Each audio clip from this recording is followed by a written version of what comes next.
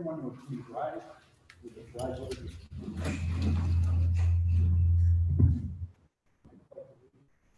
flag of the United States of America, and to the republic for which it stands, one nation, under God, indivisible, with liberty and justice for all.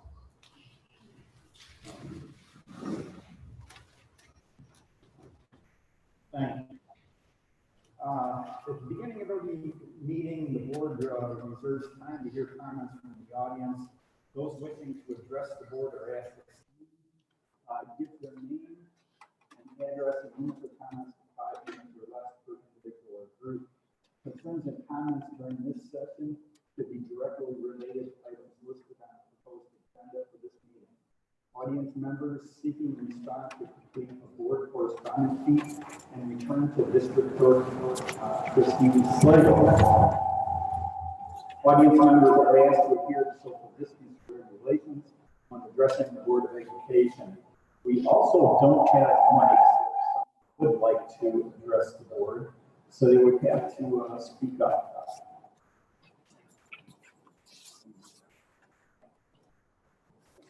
Is there anyone who would like to address the board in regards to anything on the agenda tonight?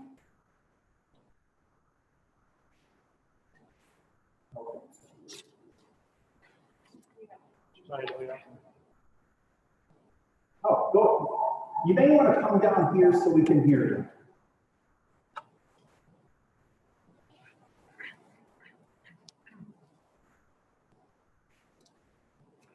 Right here? Yes, yeah, we can hear you. Thank you. My name is Lori Bello. I'm at 31 University Park, Fredonia. I don't have anything prepared, but I've been receiving texts all day from parents who are absolutely going out of their minds with the rumor mill that's going around town. I don't know what they're going to announce tonight as far as the plan of going back. But it seems to me that it's not following any of the ones that real hard time with what we're hearing, and we need more transparency. At this point, the rate is as low as it's probably ever going to go in our community. What safety measures could we do as a parents, as a community? Can we help with transportation? Whatever obstacles that you are facing, is there something that we could do to help? I have a million things going through my mind. I'm just receiving more texts from parents who are panicking. What are they going to do? They have some kids at home. Some kids are going to be in remote. It's a bad situation for all of us, but there's a lot of parents who are willing to help to try to make something work. A lot of parents who have really depressed kids at home who are having a really hard time functioning on a day-to-day basis. I implore you to look at the data. Whatever you can do to get our kids into the school building face-to-face, whatever it takes, there's so many people willing to help, whatever we can do. Thank you. Thank you, Ms. Bello. Is there anyone else who would like to speak?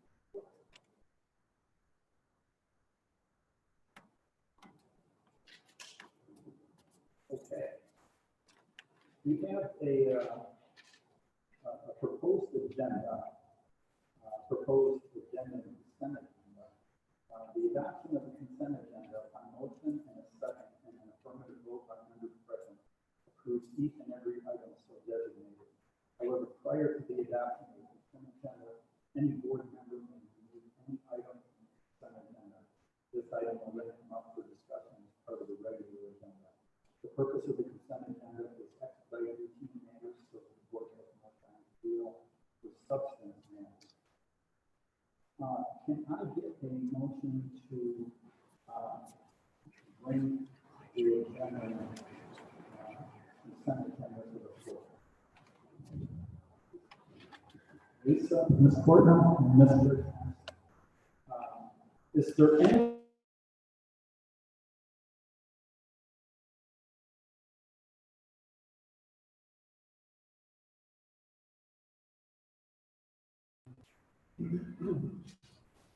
if not, All those in favor of approving the agenda, signify by saying aye.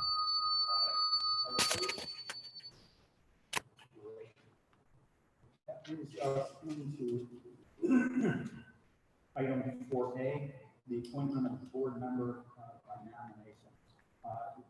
We have 4 individuals who have applied for the vacant seat, and we need nominations of those 4 come before the board. Could I get a nomination for prospective board members?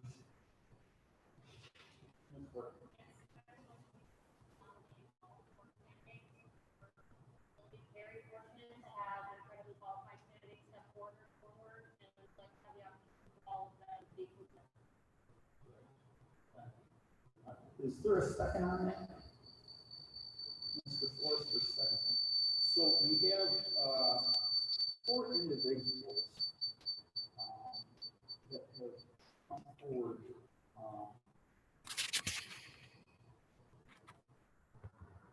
to fill this prospective seat.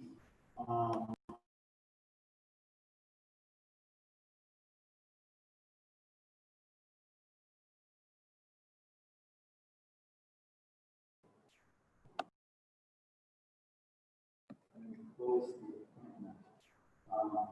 Can I have a motion to close the nominations?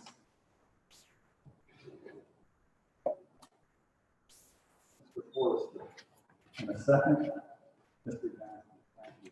All those in favor of closing the nominations signify by saying aye. All opposed? Thank you. So we move into a roll call vote for the nominees. This is the second year.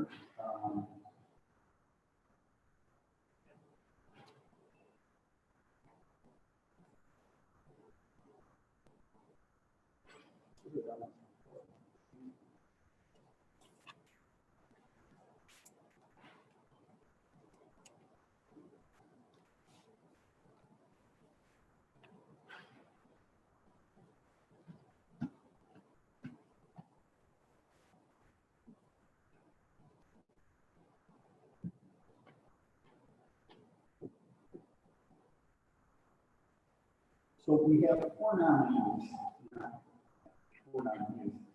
Aaron Marshall, Courtney Gullo, Maureen Adriano, and Susan Westland. And all 4 are present here tonight. So we're going to go through a roll call vote on each of those. And the individual would receive 4 votes, whether it's on the first round or whatever round we're after. We asked to join the board. So if I could, Ms. Silva, if you could do a roll call vote. Yep. Mr. Aldrich. I'm voting for Courtney Gullo. Mr. Forster. Mrs. Gullo. Mr. Jambron. Mrs. Gullo. With Mrs. Sullivan. Mr. Hawk. Mrs. Fortna. And Mr. Johnston. Mrs. Westland. Thank you. Thank you. So therefore, with a 5 votes in favor of Ms. Gullo, she would thus become, we're asking her to come forward.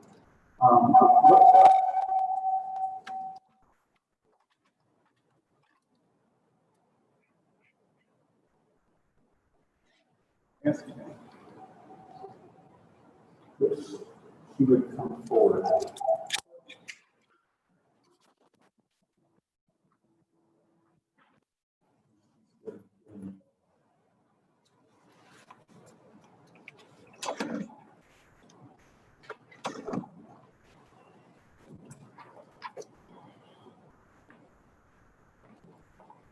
Congratulations, Ms. Gullo.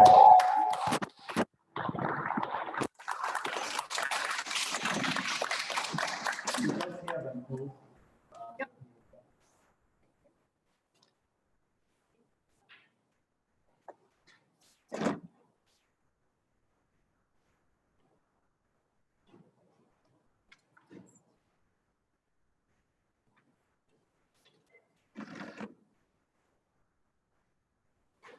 So we now move into the administrator's report.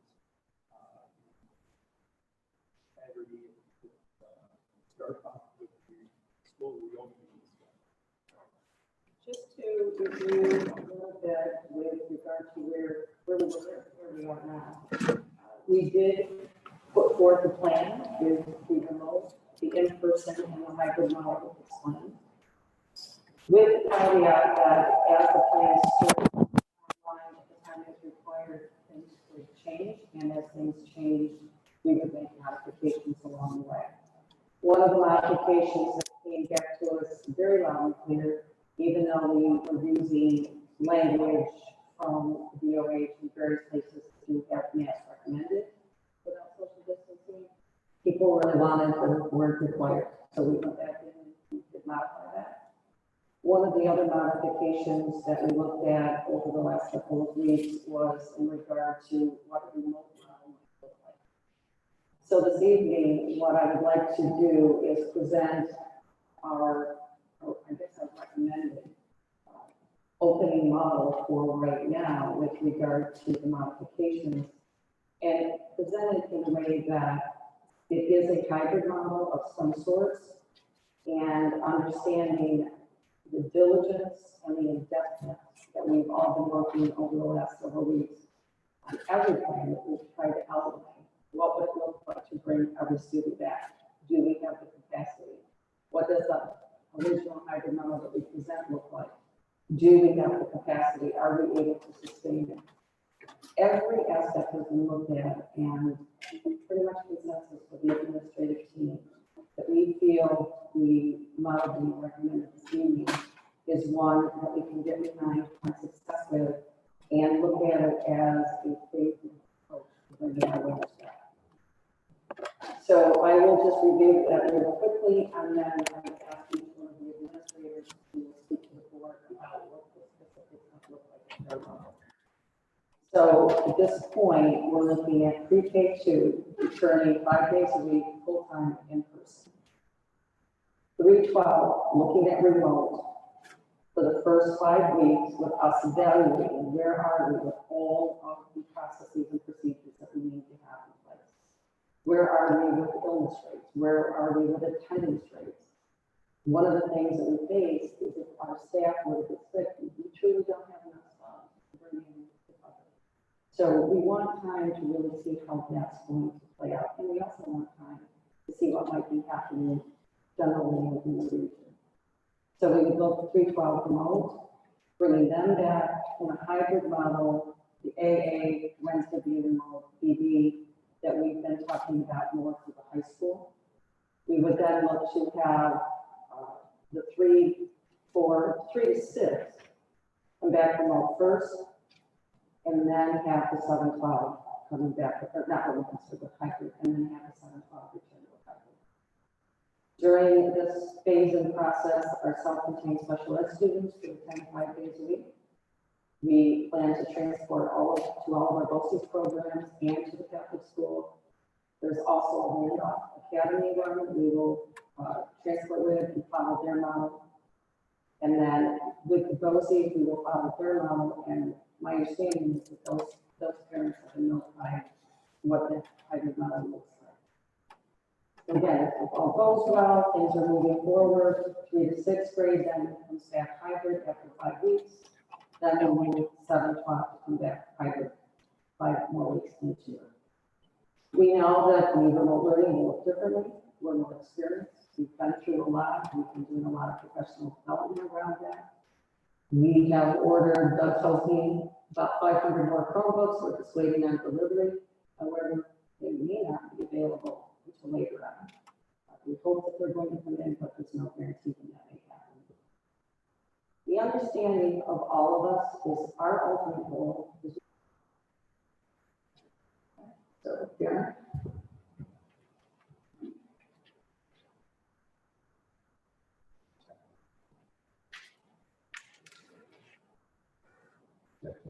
Thank you. Thank you, Kelly. For the high school remote plan, we learned a lot of valuable lessons from the end of last year. And we up the student supports as well as the accountability piece in terms of attendance, participation, and completing assignments. Our teachers have had professional development opportunities every Thursday in August to help prepare for remote learning. And additional opportunities exist for teachers to learn from each other, from other staff that are experts in the various areas of remote learning. We've shared opportunities for adhering to BOCES offerings on remote learning as well, and teachers are taking advantage of those. For future professional development, we have upcoming service days that will involve cooperative learning, both for in-person and remote learning, use of targets in a highly effective classroom, how to create and improve student connectedness, both through in-person and remote learning, engaging instruction through virtual learning, using Zoom, Google Classroom, and other state-approved platforms. Also on our service days, we'll be having Susan Spangler from SUNY Fredonia to provide PD on remote platforms such as Google Classroom and Zoom. In the classroom to keep students engaged and connected while in virtual learning. We'll be looking at the use of backwards design in the classroom and how to set up units and models for remote instruction.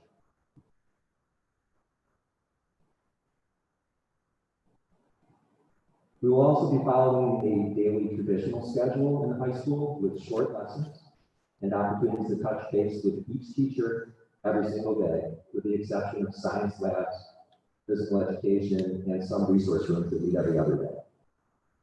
We'll be on a traditional schedule for the full year, and all students will be given devices in the form of Chromebooks.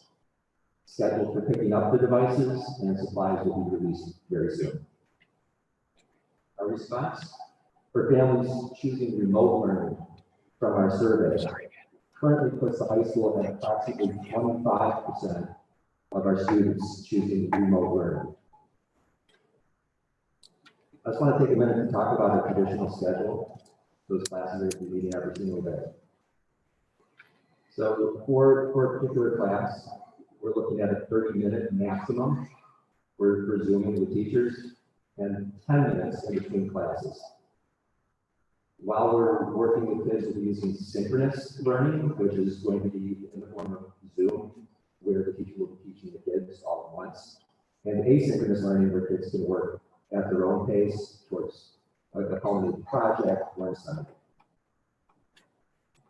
Okay, really glad I got my glasses. All students are expected to log into Zoom for each one of their class periods, at least at the very beginning, so that we can take attendance. The state is mandated that we have attendance taken for each class every single day. But in those cases where asynchronous learning is going on, they only need to log in for a moment, get their attendance taken, and then they can leave the Zoom. Accommodations for special programs, including 313, P-TECH, for Fredonia, is going to be Monday and Wednesday remote, and Thursday, Friday in person. BOCES, CPE, they're going to be following the hybrid that we had planned on possibly doing, where they're going to split the alphabet 2 days at the beginning of the week for the first half of the alphabet, 2 days at the end of the week for the kids at the other end of the alphabet. And also our ALPHET program, following the same program.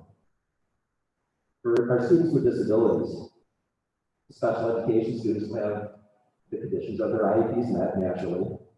Resource rooms and consultant teaching will occur in Zoom formats, just as they would in regular in person. Teachers and student services will work with students to familiarize and families to meet 504 accommodations in a remote setting. And self-contained special education classrooms. Now in the high school, we only have one, and that's called our life skills classroom. They will be holding in-person classes 5 days per week, following a schedule that will be developed with the families of the students in that program.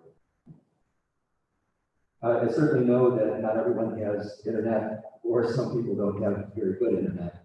So from our experiences last year, we found that there was a very limited number of those families. So to accommodate those families this year, I'm exploring the use of a supervised learning pod in school, where we can bring those students who struggle with internet access into the school to be supervised, socially distanced, and based on last year, there were not that many of those students.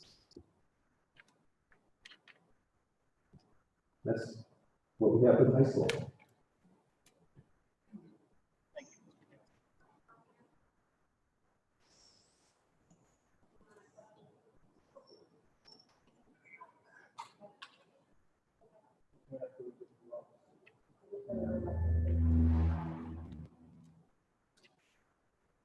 Ms. Trout.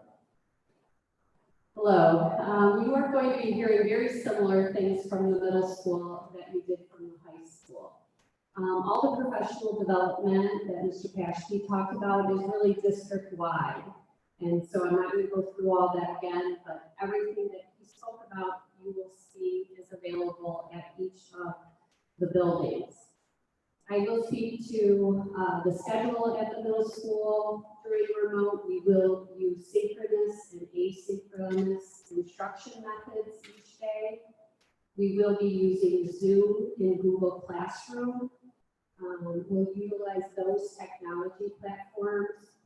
Currently, we're developing our schedule because we are really mindful that the students our age, we want to limit their screen time.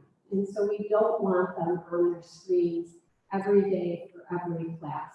And so we're trying to be mindful to create a schedule to provide instruction and then allow kids to work independently with maybe a check-in on opposite days. So we're working on that schedule now, and we'll share it out with families once we have finalized it. Attendance will be taken each day via Zoom or an assignment completion. So if it's a day that a student is not Zooming with a teacher, they will have an assignment to complete, and then they will turn it in through Google Classroom, and we'll use that for attendance purposes. We do realize that some of our families will have their children in daycare, and so we will work with those families to ensure that our Zooms are videotaped so that they can watch them when it's convenient for the family and still get credit for attendance. Each class will be no longer than 30 minutes in the middle school. Our special ed teachers will have office hours to support our students. The self-contained special ed classrooms, our 1211 and 811 classrooms in the middle school, will hold in-person classes 5 days a week, but we will be following a modified schedule that will align with the elementary school day to accommodate transportation for our students. Special education students, IEPs will be followed. Study skills classes and consultant teaching will occur in Zoom formats. Teachers and student services will work with students and families to meet 504 accommodations in a remote setting.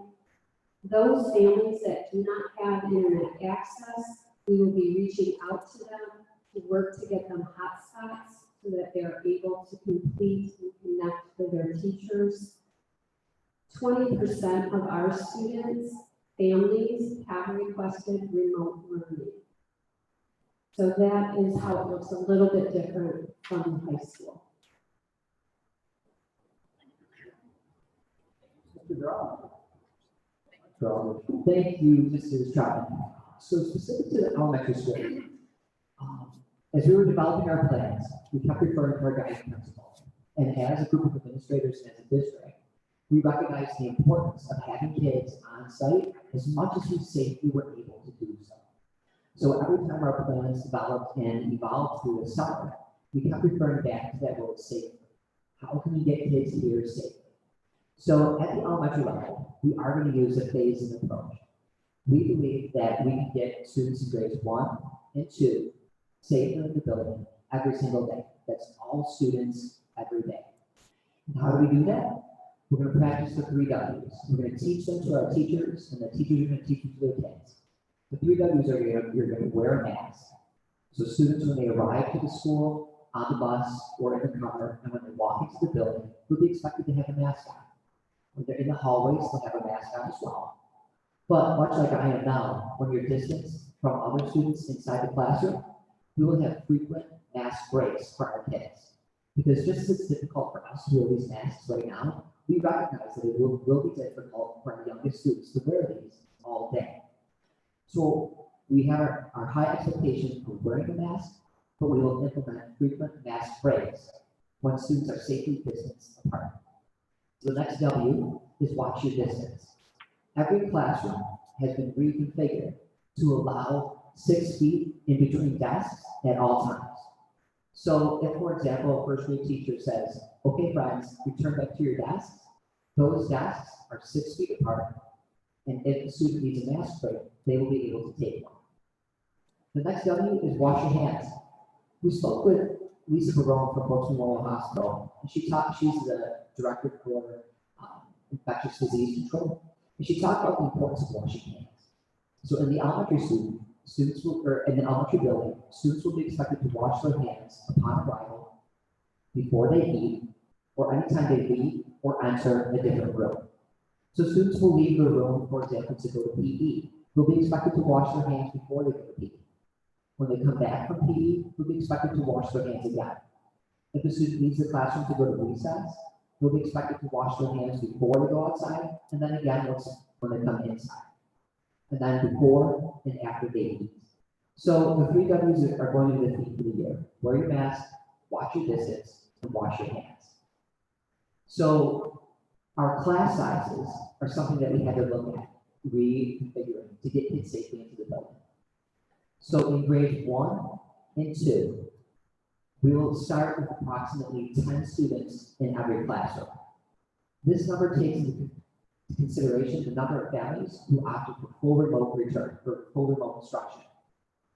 If, after the first quarter, families want to come back into the building, we will have a spot for them. We expect class sizes getting no bigger than 13 students in grades 1 and 2. And that's if all of our students return. In grades 3 and 4, we have a different challenge. How do we get these kids back as often as possible with the limited amount of staff that we have available? So for this reason, we chose to go with the hybrid model. And that hybrid model is very similar, it's identical to the middle school and high school's plans. We're going to split the group in half, alphabetical by last name, A through K's and L through Z's. Half of the student body will come to school on Mondays and Tuesdays. The other half will come to school on Thursdays and Fridays. Wednesday will be a remote day. We all receive remote instruction. So the numbers in 3rd grade, to start, we will have no more than 12 students in the classroom. And in 4th grade, we will have no more than 11 students in the classroom. Our total numbers in 3rd grade are 25 per class, but keep in mind, at any given time, we only have 50% of those in their seats. And the total numbers in 4th grade are 23. Excuse me. So that's how we arrived at our ability to safely bring kids back into the classroom. We lowered the class sizes with the staff that we have available. So a couple of modifications that we made to the school day. The first one is being lunch. Lunch is now going to be served in the classroom, and it will be delivered to the students. And we're doing this to cohort our students, so we keep the same amount of kids together all day. So unfortunately, we won't be able to have a large group in the cafeteria that we would typically have. But students will still have time to take up their mask, eat their lunch, and we're thinking of some creative ways to connect kids, possibly class-to-classroom Zooms while they're eating lunch, or just lunch outside. Our specials. All students will receive all of their specials, whether you are in 1st or 2nd or 3rd or 4th grade. Students will still have art, music, computers, library. We added a new technology special, and we're also going to be addressing our SEL, our social emotional learning needs of all of our kids at those times. All students will have PE every single day. We're encouraging PE to take place outside as often as possible. If not, we're following the recommendations given to us by the state that requires us to have 12 feet in between each student in PE class. So we will be doing different activities like yoga. I'm excited that we will be playing golf as well, so that's something new that we'll be doing this year. So as far as our families that chose remote, what's nice about this plan is I think it meets everybody where they need to be. The students that want to return, we're going to get you there. We're just going to phase it in. But the families that are uncomfortable sending their students to school, we give you an option for that. At the elementary school, we have 20% of our families opt for the fully remote instruction plan. So what does that look like? So we recognize the need for that face-to-face, in-the-moment interaction at the elementary level.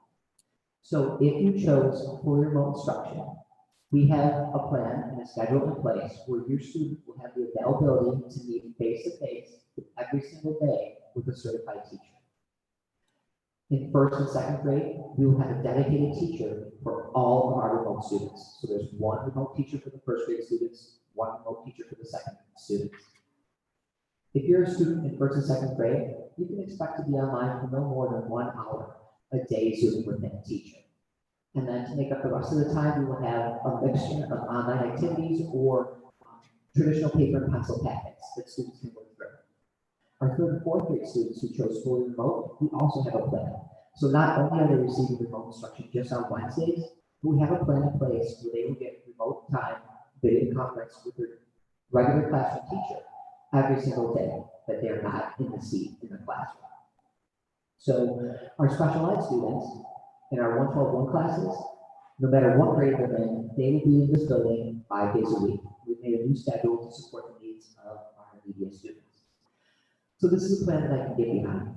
We're bringing students back, we're giving families a choice, and we're doing it all safely. Thank you. Thank you.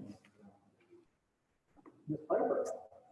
Hello, my name is Amy Piper, and I am the principal of the Lock Early Childhood Center.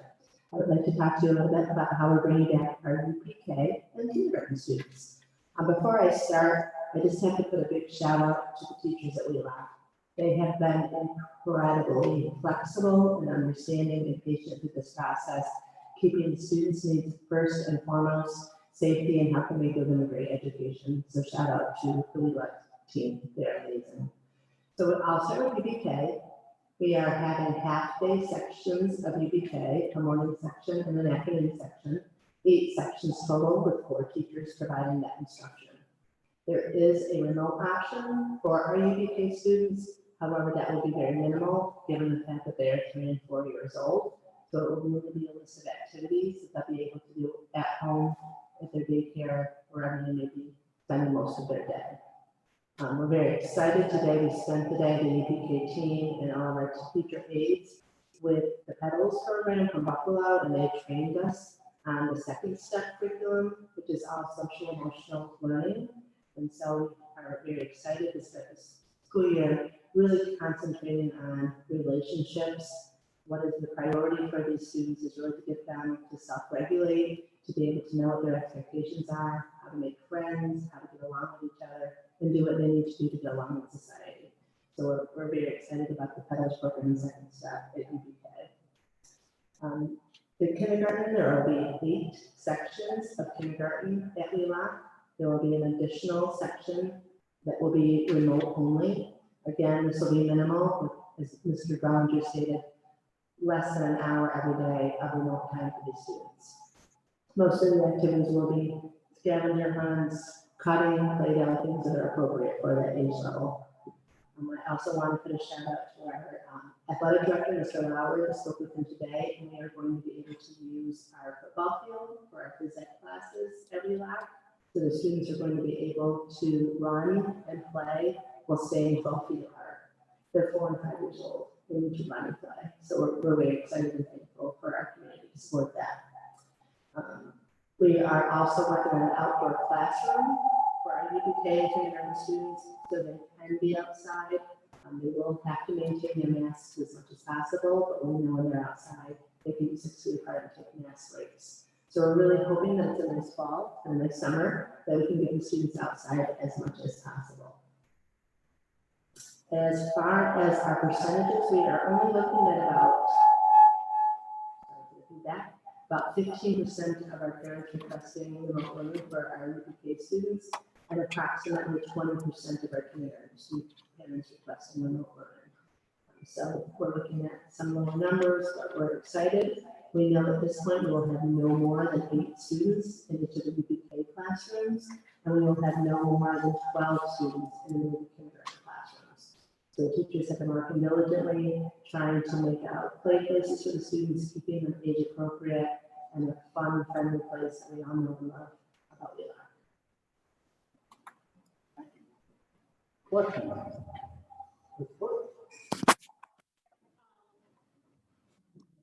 Question mostly directed towards the passion and Mrs. Carlton.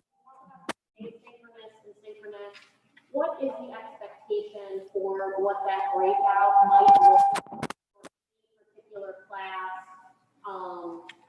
is there an expectation set in terms of how many there will be versus asynchronous? You know, to ensure, sorry, it's kind of difficult. I know, it's not to be able to see you guys.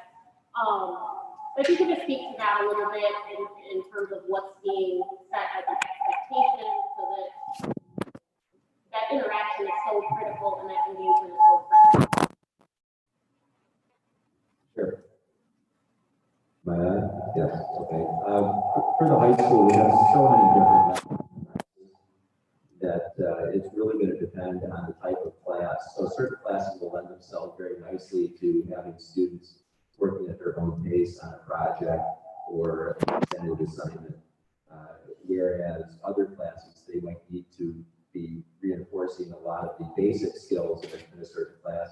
So they need to have more shorter everyday interactions with their teachers. So as far as an expectation, it's very difficult to say what that expectation would be from class to class because it's going to vary extremely depending on the type of class that the students take. You know, it may be an example of asynchronous could be in an art class, they're going to be developing a painting. And so they're going to work maybe 3 of the 5 days might be on techniques where they're going to be working with the teacher very directly, synchronously. But then they may have the next 3 classes where they will only log in at the beginning of class, and then they will take their time to go and work on that painting. If that helps to clear that up at all. Well, I guess just to follow up, I'm guessing that maybe Mrs. Troutman's answer could be similar. Can we expect a syllabus for each class then? That, Absolutely. You know, we'll get to the says that we expect this many contacts for synchronous versus asynchronous based on the class so that parents can work with their students and understand what their experience is going to be going into that 10 weeks. We're talking, right now, you're saying it's a minimum of 10 weeks before our students are back in class. Yes, I can speak to that at the middle school. We will be providing that to the families, and we will also a schedule. So they'll know exactly when it will be in person Zoom and when they'll be working on a project. We'll have hours that kids who maybe are struggling and want additional support from their teachers can check in. So we're trying to think about it in a way as if they find as much time and support with the teacher as possible. And so the parents will be given all of that, so they'll know exactly if, you know, my child is struggling.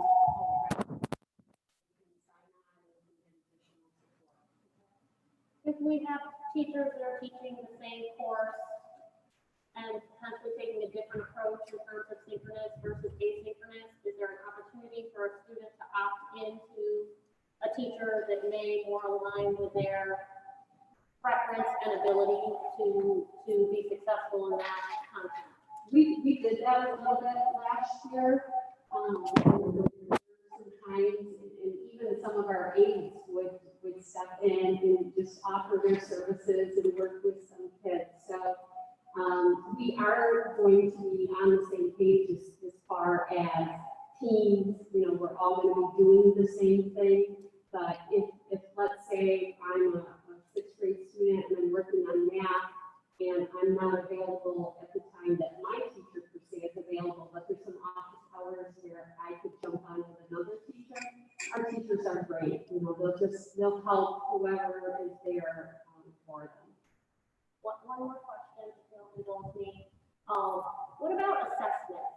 So 10 weeks is a whole quarter, so exams, you know, when, especially in the high school, when you're talking about AP level classes and those types of, you know, more significant content, how are we going to manage that process, preparing them for hopefully what will then move into a more normal scenario? Assessments are a difficult chore when we're online. So our teachers are working on our types of assessments that, especially in the AP classroom, we're going to be wanting to have assessments that are going to be measuring similar to the way they're going to be taking the actual AP exam. So those questions are very rigorous. As you know, the AP exams did occur at home. They did them with the kids working at home. which is, as you know, they try to roll this out across the country for everybody doing this, but similar situations where teachers are going to provide students with similar testing. You know, can we fix every possibility that a student will cheat? Probably not. But you know, the reality is we're going to be asking questions like on the AP exam. Not every kid had exactly the same exam. They would test the same concepts. So at least the kids were not going to be able to say, "Hey, what'd you get for number 2?" You know, they're going to be different, and that places a little bit more onus on our teachers to come up with a little bit more creative exams. But they're up to the challenge, and we will be doing those things to encourage our kids to perform the best they can. So we can have realistic grades, and I think that that's a big push going into this year. That we ended the last year with some questions about did the grades really matter, and some of the kids kind of shut down. And here we are going to have grades, and there are going to be expectations, and there's going to be attendance expectations. So all of those things are in place to have a more normal school year. And so there will be assessments, there will be quizzes, there will be papers, there will be everything that we would normally have. They might just be modified a little bit, but they're all cool. And I would say at the same as the middle school, and it will be in the syllabus how they will be assessing kids. There'll be a lot of formative assessment where it's, working with a student, looking at the work that they're doing. We will utilize some of the online programs that we have to continue to assess where the kids are. So I think between formatively and many assessments that the teacher can do while they're Zooming with the kids and, assignments handed in, I think it will give us a clearer picture of where the students are.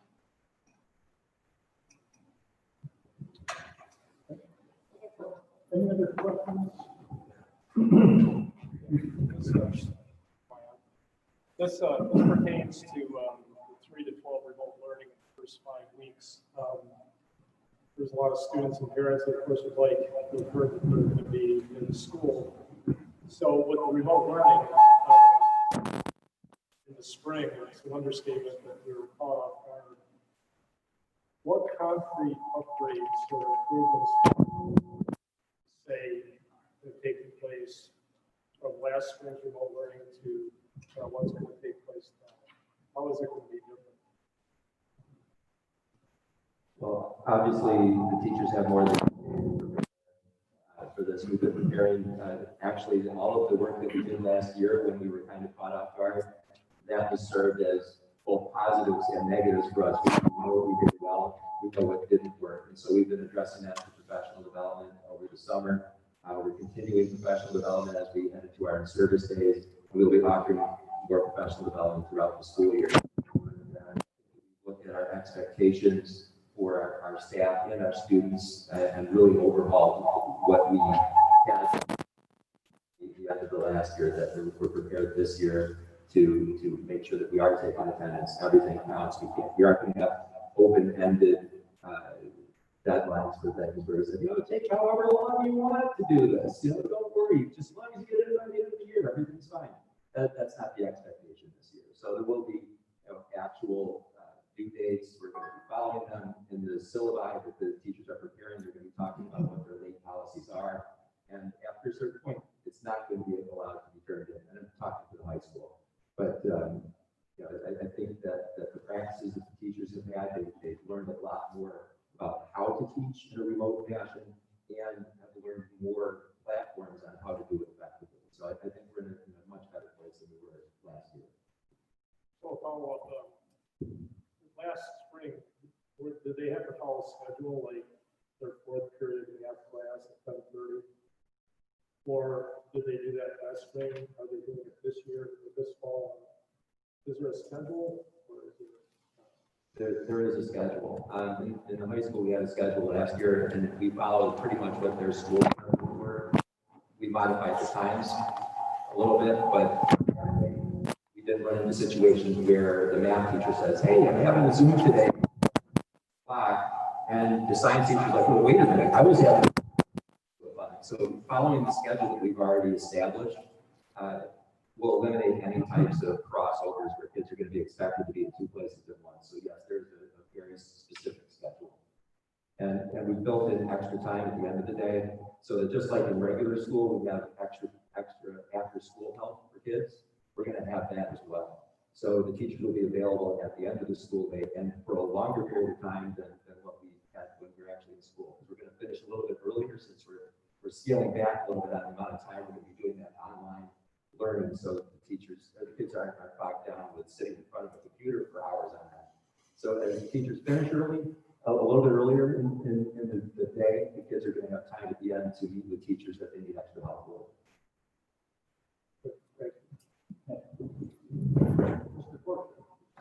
My question, Mr. Draw, you said that 3 and 4 is going to be doing that 2, 1, 2 thing. Okay, so half the kids in the grade level on Monday, Tuesday? Yes. And then the other half Tuesday, Thursday? The other half Thursday, Friday. I mean, Thursday, Friday. Yeah. What would be the driving force that would prevent them? That's just a question. So just to clarify, we are beginning the year only taking back grades 1 and 2, and I'm beginning the year with grades 3 and 4 fully remote. And we're going to use a phased-in approach. And the reason for doing that is purely for safety. We get one shot, and we got to get it right. You know what I mean? So some of the things that I did talk about were the health and safety screenings that we have to have in place. So even before a student enters the building, we have to take their temperature. Every student, every temperature, every day. We have to have space in the building to put kids that if they have a temperature that's too high or if they have a stuffy nose, we have to immediately send them to a sick bay where our nurse then does an examination and then either isolates the student to send them home or sends them on to class. This is new. It's the first time we've done this. It's the first time any district has done that. We need to have the correct amount of people to make that happen. So if we jump all in, and if we bring back grades 1 through 4 or 1 through 12 right away, it's a lot. And like I said, we have to get it right. So by using a phased-in model, this allows us to choose our priority. And as a district, our priority was grades 1 and 2. It's the youngest learner, they value that social interaction. So let's focus all of our collective energies on doing it right with those grades. Once we learn and do it well, we're going to phase it in. We'll bring back grades 3 through 4, 4, 3 through 6. And when we do that, it will be in the hybrid model. So to start the year, 3rd and 4th will be remote. Hopefully, if everything goes well, we can start phasing in more students as quickly as possible. Yeah, I did misunderstand that a little bit. I thought that I heard you say that it was 3 and 4 doing 2, 1, 2, that was more towards the beginning of the school year, but now I understand what you're saying. But I guess my question is that you're cutting, when you do the 2, 1, 2 model, which is some people call it the Kansas model or whatever, you cut the kids in half. So you have half the kids Monday and Tuesday, then you have half the kids on Thursday and Friday.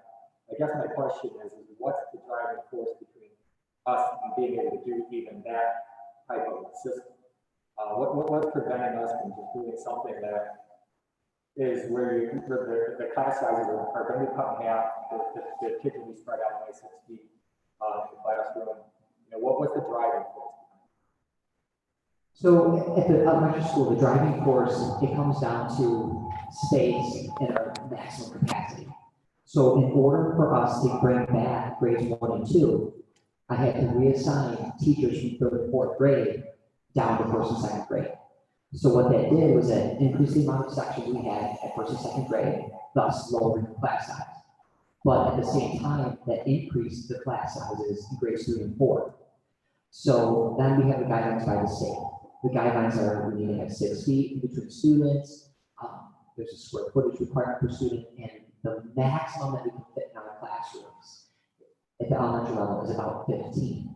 So the driving force was the guidelines given to us by the state, what we need to follow to safely bring kids back. So if we have more than 15 in the classroom, I can't give them 6 feet. So it's like a give and take. And we had to choose a priority. So we chose as a district grades 1 and 12, pre-K through 2.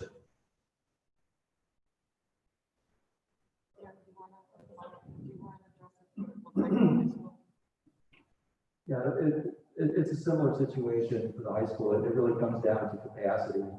You know, we have to, in the high school, we don't have the opportunity to cohort. Because the reality is in the high school, out of 456 students, I have 6 students that have the exact same schedule. So they do have to change rooms. And, you know, with all of those safety procedures in place, the capacity of our building is not going to be safe for our kids to do that yet. So as we work through this process, we iron out the bugs, we're hopeful that, you know, we will have that ability in the future, but it's not there today. And I think at the middle school, we are able to cohort.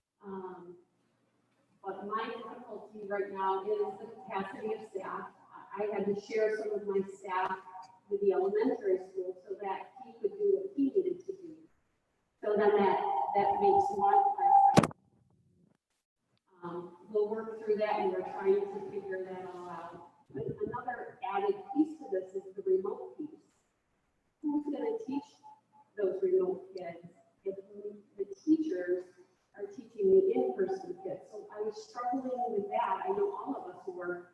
We just didn't have enough staff to go around to do all of that. And so, you know, and then you add, you know, the transportation, the cleaning, you know, the health checks, and newness to us. And we just wanted to make sure we did it right and that we're doing it in the safest environment that we can. You know, we can't guarantee anything, but we at least wanted to make sure we were doing it right. And so it kind of made sense to us if we started small and then continued to add our new levels, that we would be doing it in the most thoughtful way that we do.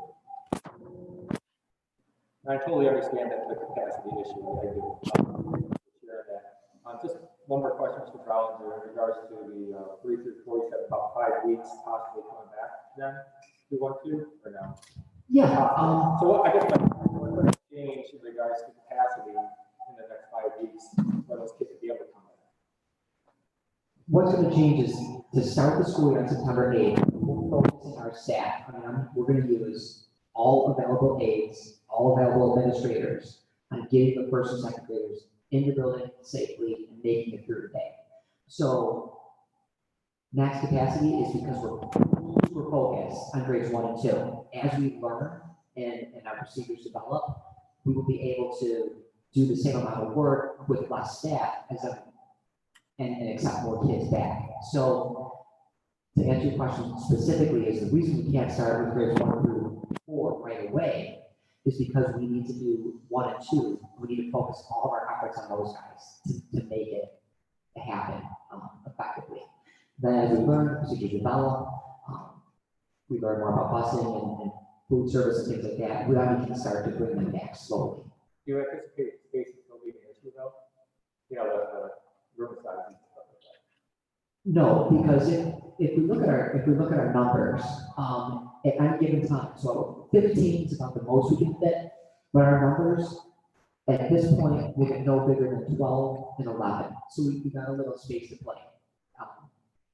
It comes down to it. I mean, we have to leave room around the sink. I mean, these desks literally, the teachers had to remove all their bookshelves, all of their teacher desks, and it's really edge to edge.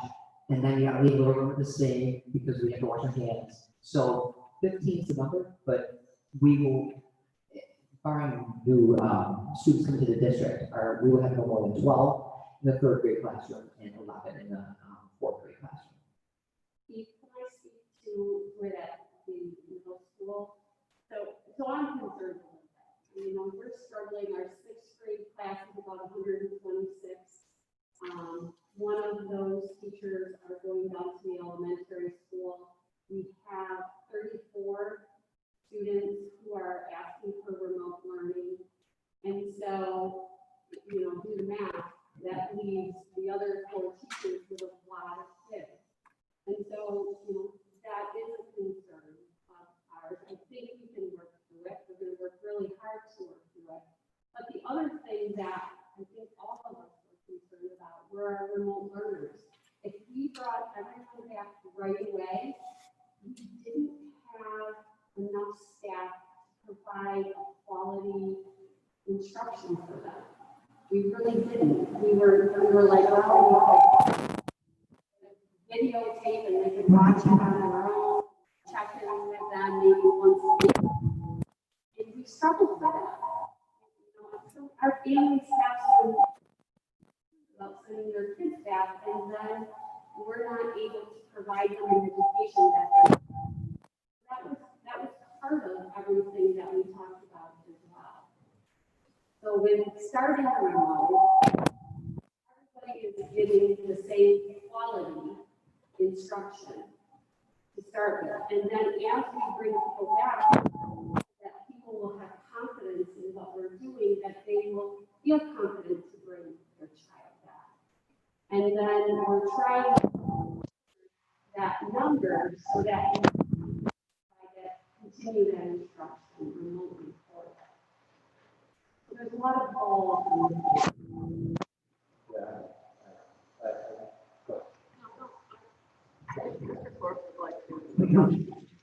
And I hesitate to do this, come into this, but yet it is an important aspect. Well, there's a number of factors that have played into what each of the principals had to deal with. So I'm just going to run the different areas that I'm responsible for, and you'll see how all this plays out. So taking a look at the building, for example, in the elementary and middle school, there are sections of the old building that are pie-shaped classrooms. Pie-shaped classrooms bring with their own challenges. You can't space the rooms out in the manner in which you can space out a traditional rectangular room, which then affects how many students you can put in each block.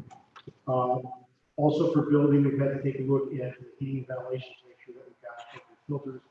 And again, using the old pie-shaped rooms, those roof are not capable of holding the types of filters that the newer units can.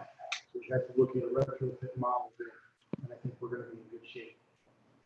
Also, transportation, there's multiple levels of guidance from the state on what we can or can't do, and you have to actually get down to picky words such as must or should. So we talk about distancing, it doesn't say you have to have one student per seat, but you should have one student per seat.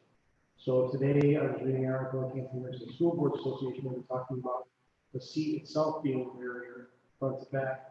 If you put one student in each seat, you now have 6 feet apart across, and that takes your capacity from somewhere around 11 students to somewhere around 24 students, which makes a big difference. First student and I have had a constant conversation, and basically the message is we will have no more buses than we have now. We have to figure out how to make this work. Bus companies shut down during COVID. We make buses for students. We go out and buy 10 buses for each district that they do. That's 2 weeks from now, we're not making buses at all. So we also have to figure out how to get, first we have to go back to each building, try to figure out who's going to drive and who's going to lead the bus. Then we have to figure out, because our bus runs that are at capacity to begin with, can we get the remaining children in those areas onto the buses at the 22-24 level, or somehow do we have to have a second bus run with Centex getting them here, and how we would do that, because that's outside the base contract. We're adding a midday run for UPK, which is unbudgeted, but we would get the 8 on it. We have to figure out how we're going to do that to effectively get the kids back and forth. I'm talking to Mr. Paschke multiple times on how we do VOTEC. Are we going to go get the students from here? We're going to expect them to come here. Are the other students going to drive? We have 6 or 7 P-Tech kids that need to get to that location and partner with Faulkner Solutions. And I found out today that they're willing to partner with us again. So we need to make sure that our days coordinate at closest with their days. So, and then you get into the whole cleaning aspect as well on the bus. So there's multiple ways. Building cleaning, if we were to bring back everybody all at the same time in the cohort areas of the elementary and middle school, it's not as difficult to process. The cohort allows you to do cleaning on primary surfaces regularly, with your door handles, bathrooms, and that kind of thing. With the desks themselves, because the student is sitting at his or her own desk all they want, they just need a good cleaning at the end of the night. A high school model where they're changing classes, you literally have to disinfect the room every time you change a class. If I have 25 classes that change and I have 4 minutes to clean them, so that's a huge challenge there. Supplies, we have a good quality inventory right now. Dr. Taggy and I talked about other things we need to get, and I said that I was going to move on that until we knew that this is the plan. But some of the things we're looking at is the plastic masks that you have along the counter there. Really available. If we order them tomorrow, we would have them probably as early as Friday. That's through Jamestown Plastics, who's been working with volunteers on that. We have good quality hand sanitizer, cloth masks.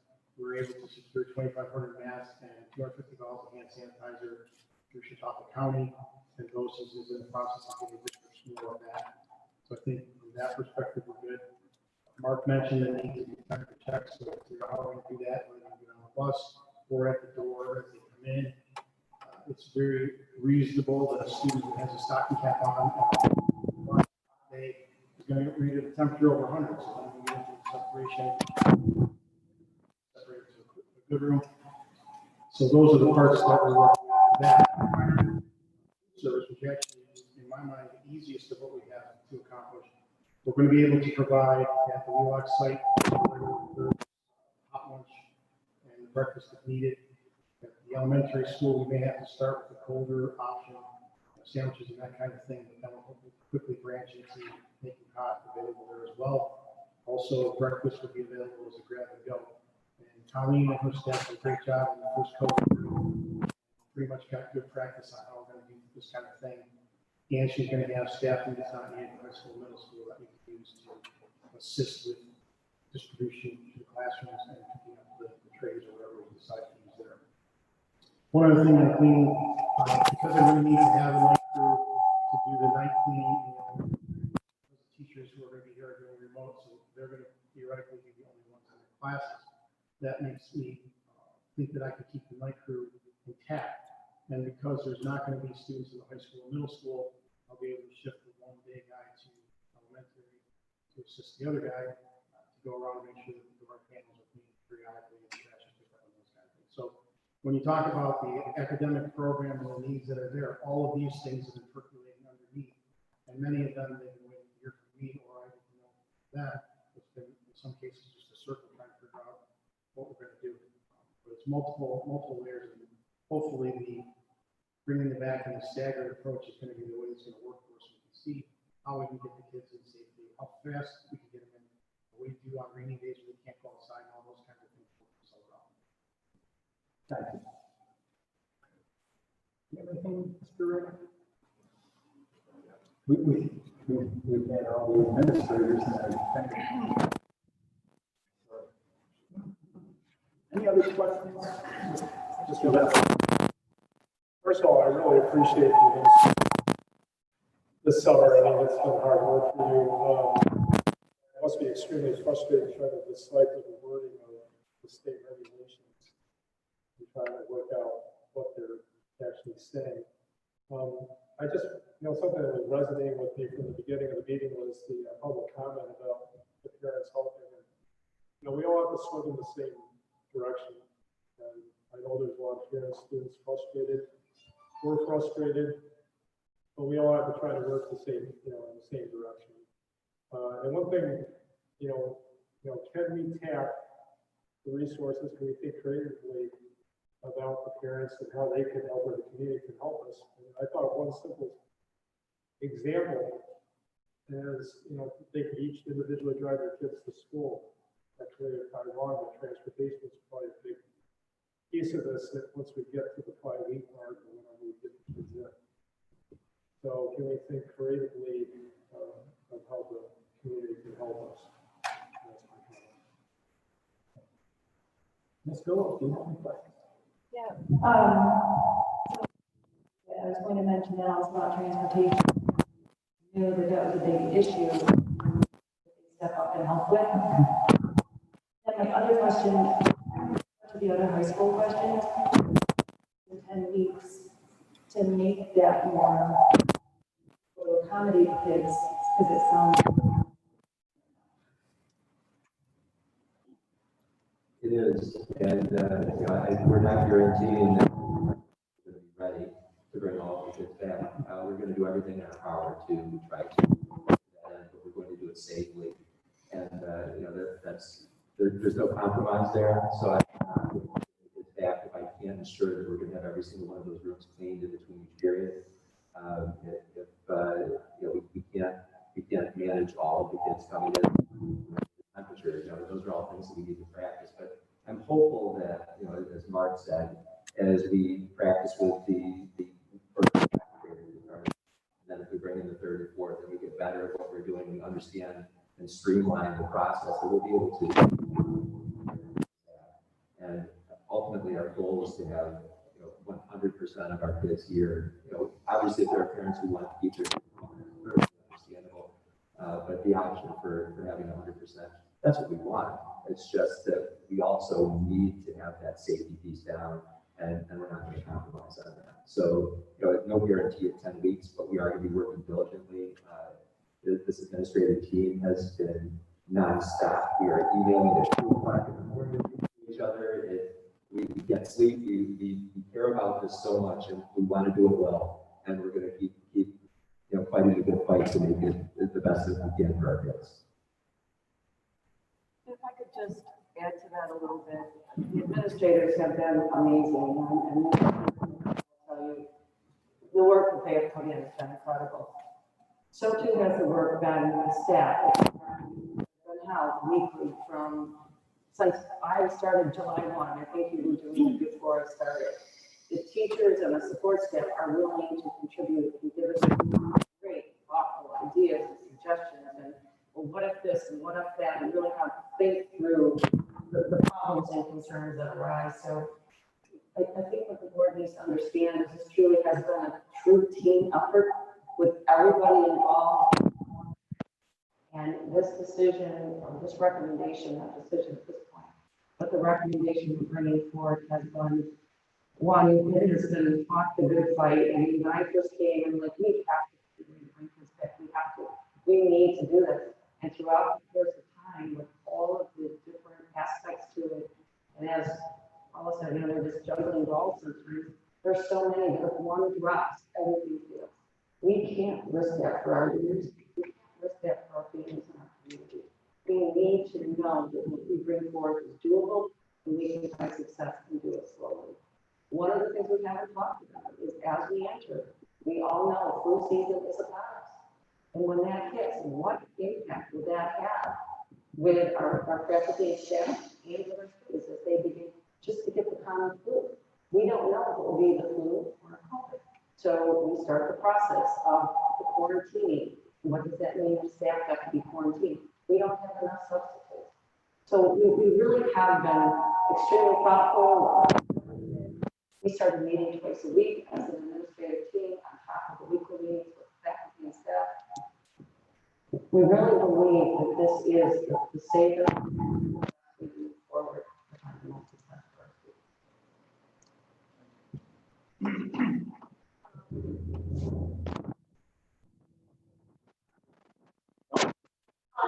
I certainly do not underestimate the effort and fully 100%, 110% appreciate the work that's gone in, and this is not an easy decision.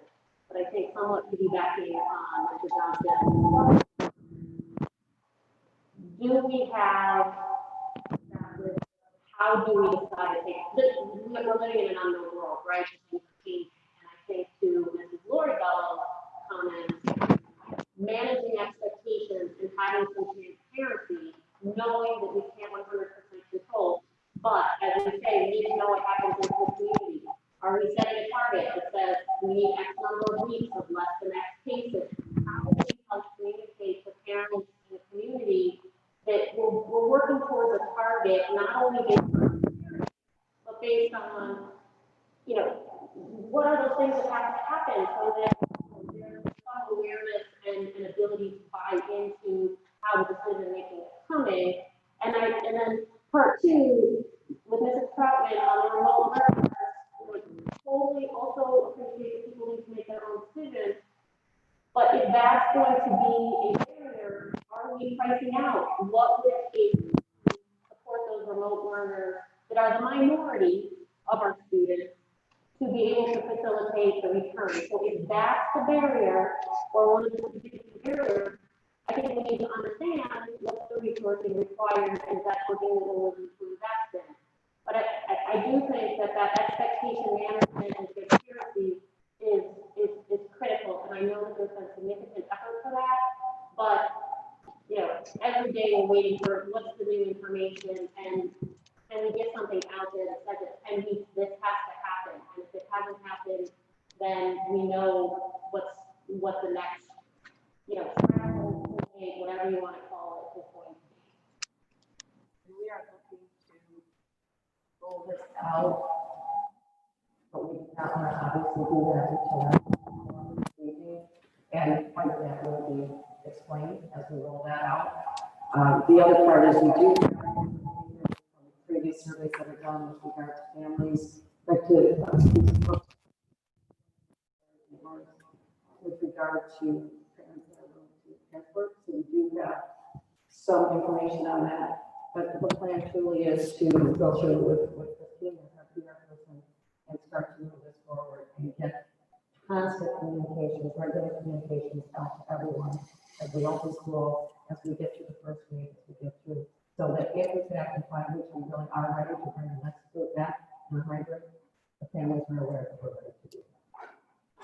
Sorry, I just have one final question, because I also don't want to minimize the comment earlier, and something that I'm also very concerned about is the mental health of our students that have been out of school for so long, and, you know, what are we really able to do remotely to be aware of that, manage that, provide resources, and how is that weighing into decision making? And I don't know that there's an answer for that, but that's very, I think that's a very, very real talking about, because if I'm not going to school since March 13, 10 more weeks, right? It's a significant time. I know you're all aware.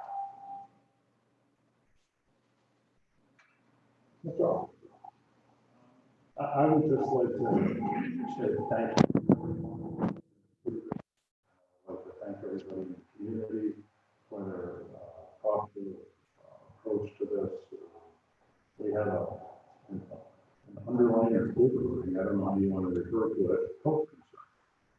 And what I'm hearing is we're trying to start,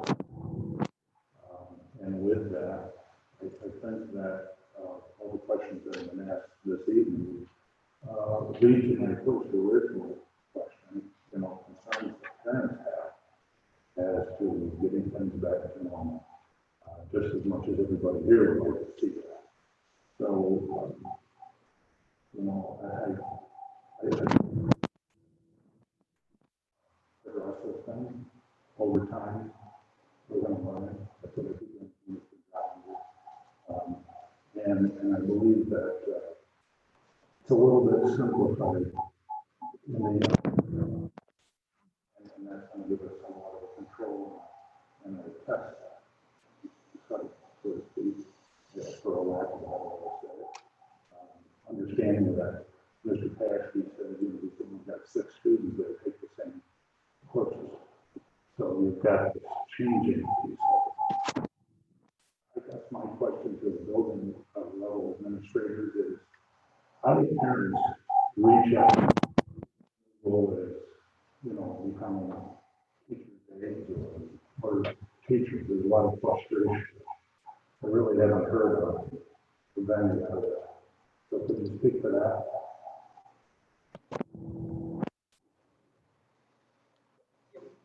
That we understand that if a student the parent takes a lot of the responsibility of that day-to-day instruction. So because we have a dedicated remote teacher, we're going to do something very similar to an open house where we invite that teacher to the building. We're going to invite those families in for like a half an hour block, and the family will be able to get to sit down with the remote teacher. They're going to practice. They're going to practice logging in. They're going to practice writing down. And that parent is going to have some one-on-one time with the teacher to kind of talk about, well, what are my expectations at home? What is the schedule for these daily Zooms that we're going to do? How often do they have to come here to pick up packets? So I really like that from the teachers because it's individualized to the parent. Because some parents can pick up a Chromebook and help these kids without even blinking. But other parents, it's new. I think my parents, they couldn't do it, so they would need to train. So to roll that out, we are going to invite the parents into the building to meet with those remote teachers on an individual basis. We're going to schedule it, so it won't be, because we do have limitations on who we can bring into the building too. So we're going to keep that in mind. So that's one thing that we're doing at the elementary level, is just to start to ease those fears that some parents have. To after school starts. So, and Not so much at your level, but more so middle school. so you're right, that ongoing thing, it is more complicated at your level. It is a little bit easier because there's fewer kids, so that online teacher is only responsible to connect with 20 parents, and it's not uncommon for our teachers here to attest to the fact that they communicate with parents almost daily. So we do have capabilities at the elementary level, but that's what we have to start. And I was one of those people at 2 o'clock this morning to read and do some things, and I found some resources for parents on remote learning. And so I was trying to wrap my brain around how, as a school, we could reach out to our parents and have for them to connect with us. And I was thinking Jamie and I, and probably Amy Devossi, because it might be social and emotional, that she could provide that support. And so in my mind, I made resources home, but also having some office hours every week for parents to reach out and connect with us so that we can answer questions, we can provide support, we're in touch with someone that maybe can provide more support than we have. So that's something that I've been thinking about, how we can support our parents through this. Okay. Similarly, to my high school, looking at is having maybe a contact point for parents to direct them to our student services and outside agencies that can help with any of the things that they need help with. But I want to turn the mic over to Ron Tonelli, who's our new high school assistant principal, with some of the ideas that he has come up with, and I think are going to be really game changers for our parents this year. Good evening. Trying to introduce is actually using technology to help them with technology. My thought is we call them screencasts. It's basically a computer screen and then a little video of me down at the bottom kind of talking how to use some of the technology tools that our teachers will be using. I use a program called Screencastify, and it'll allow me to show the parent of our students how to check their Google Classrooms and how to use the current portal. Some of the things that will be kind of essential to help them through the 5 or the 10 weeks that they're helping their students is, for as much as our teachers can do that work, I will ask a little bit of them, but we plan to provide them with some assistance as well. The reality is we're not going to be able to teach people all the subjects that we offer in the high school. So what we're going to do is we're going to support them and supporting their kids and make it as good as possible for them to be able to do that. Limited to school hours? I don't think it would have to. I mean, do we have, there's a parent board? There's someone watching for child during the day while the parent works. Gets home, he gets home, and then wants to be able to reach out. Yeah. And we will, what I'd like to do is parents to see what hours they would like to see something like that being done, and we'll accommodate that for sure. The other thing that we did the last time we were is that the people line came right to my phone. And so no matter where I was able to take their phone calls and kind of help with that. So we definitely will be mindful in everything that we do, that it's not just the school day when our families are going to be learning. It's outside of that time. Thank you. Tom, also along those lines, we also want to make sure that we're keeping our own mental health in check. So, we don't want to be available 24/7, but we do want to be available when the parents need us. So we're looking at establishing some times, specific times, and it's varied throughout the day. But the whole concept, I know that our teachers and our administrators were very 24/7 from March to June, and everybody went the extra mile. But I really want to make sure that everybody's mental health is there, because it's so hard when you're going 24/7 every single day. You want to be available for every kid, every parent, and you really do. But we have to set a little bit of a limit there on how far we go. When you get calls at midnight, the phone call, it's crazy when people will call the school phone at midnight, and it's connected to our cell phone. It goes off, and of course, I'm the crazy person who answers it at midnight. Oh, sure. I guess my question was, are we establishing that as a school district? Shut off hours. What was his name? Hours. No We have calling not tests. established shut off. Yeah. We really need to work with teachers and what they're comfortable with and determine that as a district, but we have not decided. Well, I understand the point that you.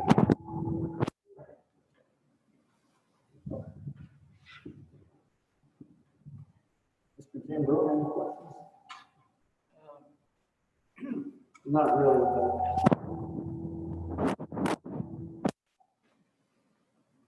actually, I'm very encouraged. Probably the best possible approach to achieve our goal of educating our students, what was presented to us tonight. And I'm truly appreciative of all the work and the thought that has gone forth by our staff members to address this well.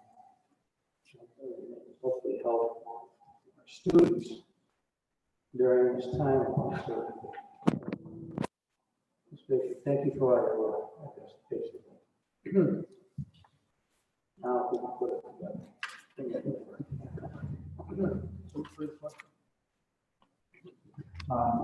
Personally, I would like to thank all the teachers, all the administrators, all the support staff. I often think of recreating a wheel, and making a wheel is very simple. You just do it year after year, and you come back to school and you know what you did last year and improve on it. There is nothing about recreating the wheel for this whole plan. This is from the absolute bottom up. Everything is new. Everything is new every day because things change every day. And I think that we all realize that any plan that we have is a plan for the last hour. It's not the plan for the next hour, because the environment changes that fast, and we have no idea what's coming our way. And I appreciate everyone's work on this. Everyone's work. The input, I appreciate the community expressing their concerns, telling us what they like for their students, for the community, for the good of everybody. But yet we have to have a realistic plan. It's taken an awful lot, and this is very fluid. It will change. I will guarantee that. I think that we all have great hopes for where this is going to go. And hopefully we get into it in 2 to 3 weeks and we say, wow, this has gone tremendously well. And I'm not trying to promise anything to the community that we can't do, but it would be nice if things went very well and we could beat our expectations of opening up more in 5 weeks. In the high school in 10 weeks. But I realize that there are a lot of things that we need to do in order to meet those goals. So thank you, everyone. This has been quite an exercise for everyone. Thank you.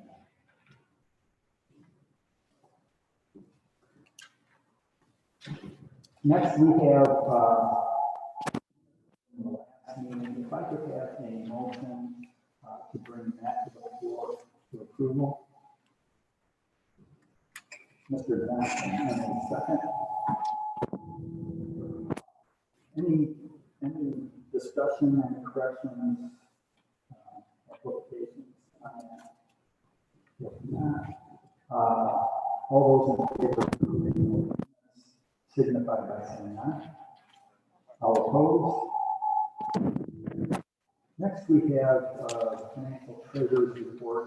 We have an approval of contract between Fredonia and Erie BOCES for release of 11 classrooms.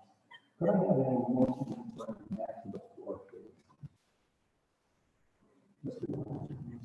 All for now. Any questions?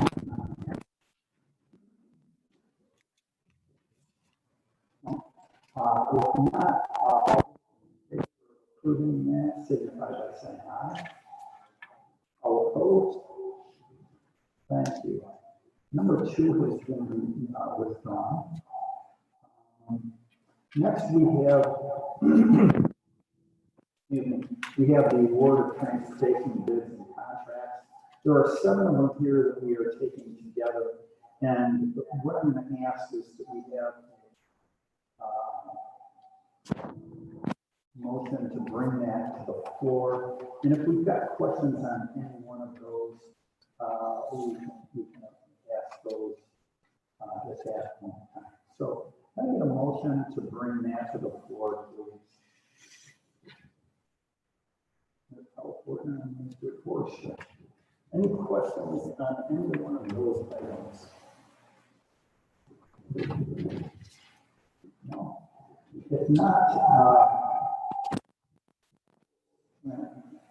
in favor, please signify by saying aye.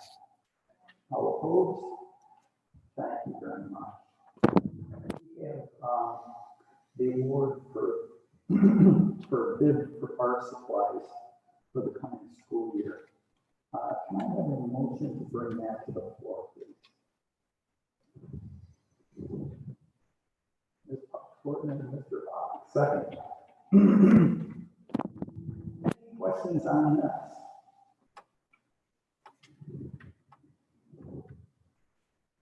Okay, if not, all those in favor signify by saying aye. All opposed? Thank you. Next, we have the award for bid for gasoline and diesel fuel for the coming school year for TPS. Can I have a motion to bring that to the floor, please? Ms. Golo. Congratulations, Doug. You beat Mr. Jambron tonight. Well, I see he's second.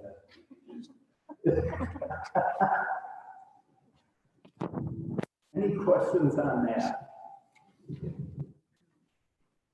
All those in favor signify by saying aye. Next, we have the approval of a maintenance service agreement with Johnson Controls. Can I have a motion to bring that to the floor, please? Mr. Forster, Ms. Powell, 42nd. Any questions on that? If not, all those in favor, by saying aye. All opposed? Thank you. We have the approval of the coming year's official tax warrant, and there was a, I don't want to say a correction, but an update on those numbers. We've got, if we look at the top of page 6, those numbers are adjusted slightly due to a change in assessed value and true value by properties within the district.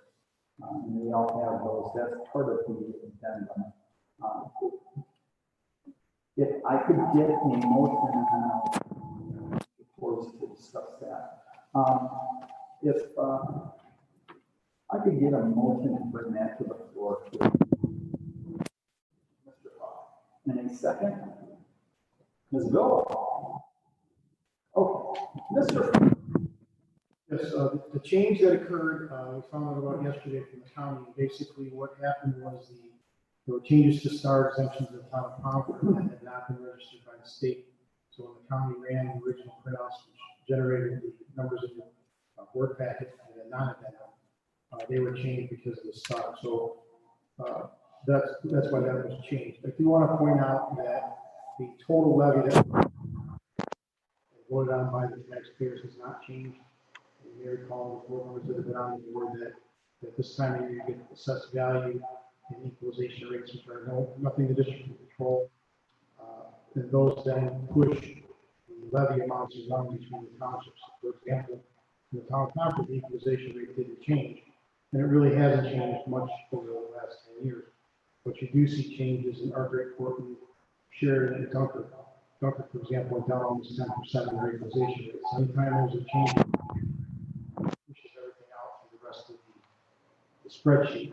There was also changes in assessment each of the townships, which, depending on what those amounts are, also essentially pushes those numbers around. So the rates that were discussed and adopted in June will vary.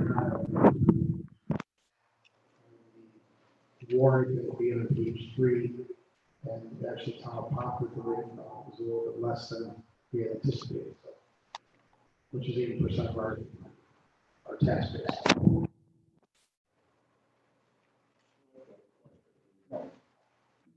Sheet that you sent us in our packet and the sheet that you sent us in the true value and the assessed value that seem to be in the town. Right, the changes there for star only, we're using those to push out through the rest of the time as well. So isn't the star reimbursement realized by the school district? That's correct. Okay, is that a separate piece? That's a separate piece. You have your total levy, which is and off the 16 million, we'll have roughly 2.3, 2.4 million that will be the star reimbursement piece. And then the remaining portion is the net, the 13 million, thereabouts is what the taxpayers. Increase tax base to the taxpayers in the district, reducing it by the star. There will be a reflection of the stars. And so seeing this drastic amount, because it's a half a million.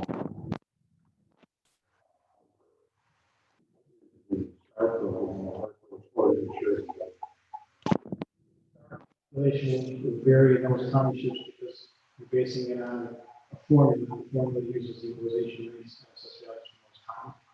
So it's a little bit different per town. Okay, so it seems like the people that aren't using the star are paying the difference for the star.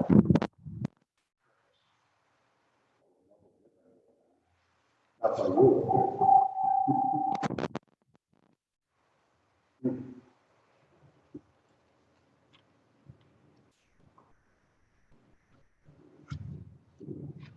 Any other questions? No. Okay, I believe this is a roll call. Mr. Aldrich? Yes. Mr. Forster? Yes. Mr. Zambrone? Mr. Hawk? Mrs. Fortna? Mr. Johnston? And Mrs. Miller? Thank you. Thank you, Ms. Whitaker.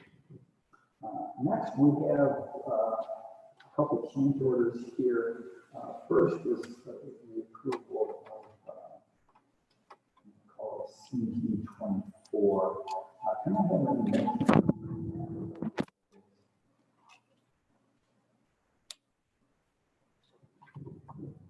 Mr. Johnston, in a second. Thank you. Ms. Taggart. Actually, I am going to let, I do not have all the background on facilities with regards to the time I've been here, and he does the role. So if you give permission, I would like him with the expert Thank you. Yeah, this one's pretty self-explanatory. It had to be adjusted in the new life skills room to level the floor before they put the new tile down. There was also a need to change the lock set at the high school. The original documents called for that to be an emergency exit only, so if we had stuck in the lock, every time somebody opened the door, alarm would go off. So we made a change to go with the traditional lock there. And then finally, the decision was made to recess the AED into the wall. That requires some changes in the wall tile. Thank you. Are there any questions? So, John, we haven't been able to have a facility to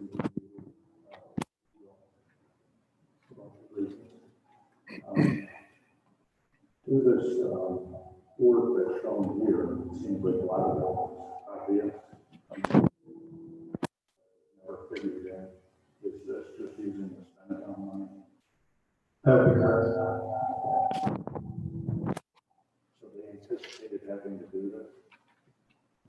A couple of them were, as I mentioned, they saw the location of the AED, it made sense to recess it into the wall, so it wasn't hanging out in the hallway.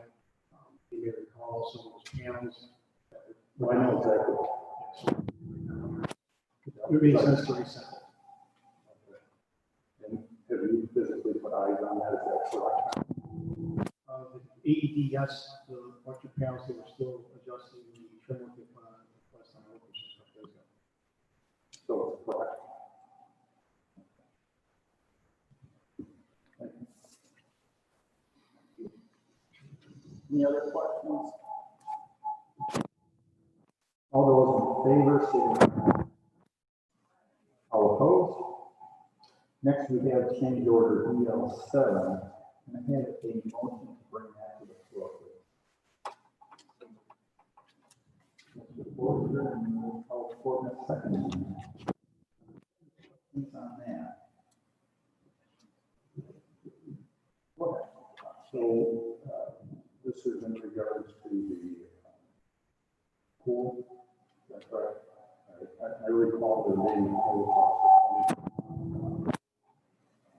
somewhere in our discussions for this scoreboard. Yes, you're actually close and correct. We had been carrying, actually, BCC, Buffalo Construction, had been carrying $25,000 as necessary documents that we saw from the facilities committee.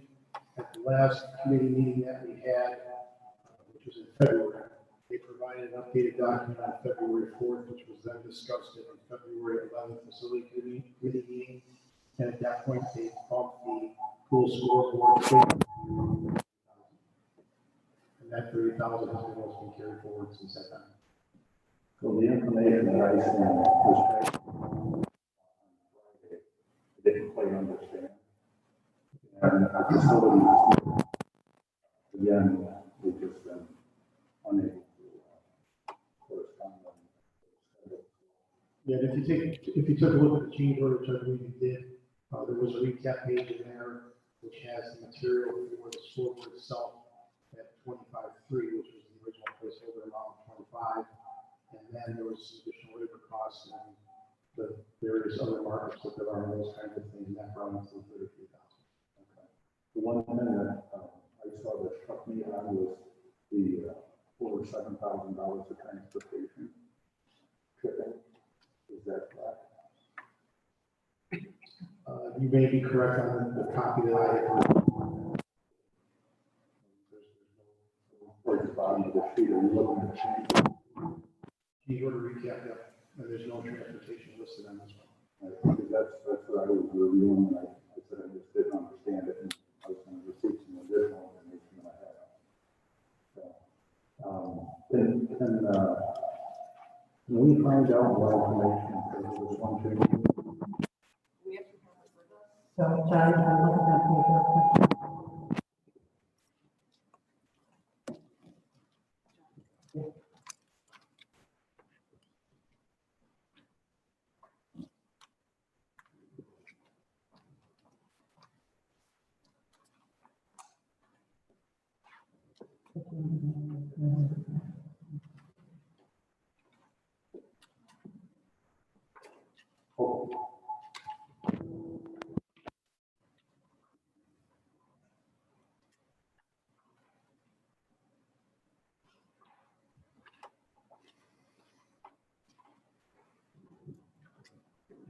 It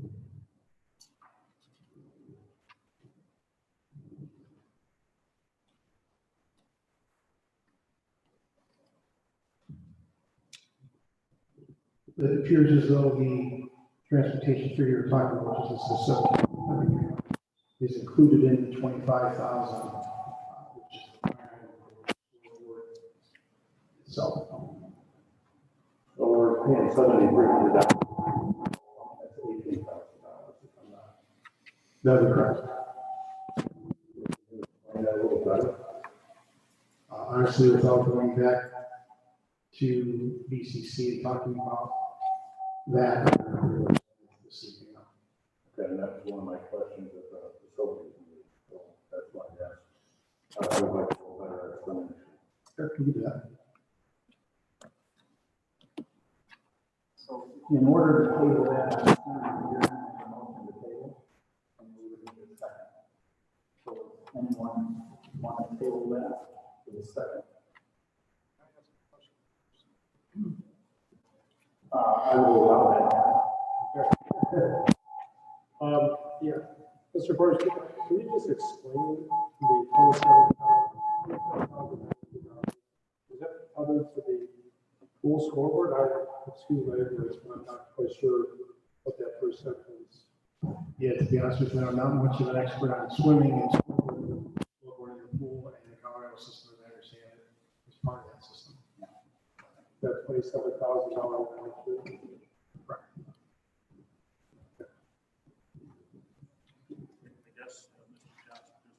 Clarify, my question is $18,000 for the actual board, and we're paying $7,300 to get it here. That seems a bit excessive. For the installation. No, transportation. Oh, for the transportation. For an $18,000 That's- piece of equipment. That's why I'm asking for a second on the table. You'll second, thank you. And all those in favor of tabling this, signify by saying aye. All opposed? Table this. Thank you. And thank you, Mr. Forbes, for looking into that. Next, we have we've got the approval and appointment of personnel probationary positions for Audrey Wolf. I'd like a motion to bring that to the floor, please. Mr. Forbes, for a second. Hello. Any questions on that?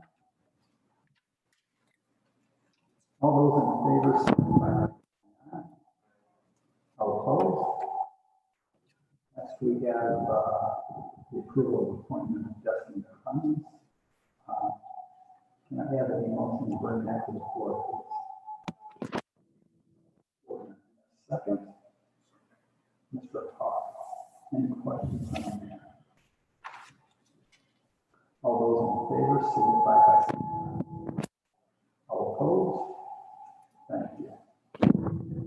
The approval of appointment of Megan Ferguson. Can I have a motion to bring that to the floor, please? Mr. Johnson. And a second. Ms. Hawk. Any questions on that? All those in favor, signify by saying aye. All opposed? Thank you. Next, we have approval of the appointment of David Burnett. Can I have a motion to bring that to the floor? Mr. Fox. Thank you. And a second? Mr. Forrester. Any questions on that? All those in favor signify by saying aye. Next, we have an addendum for Kimberly.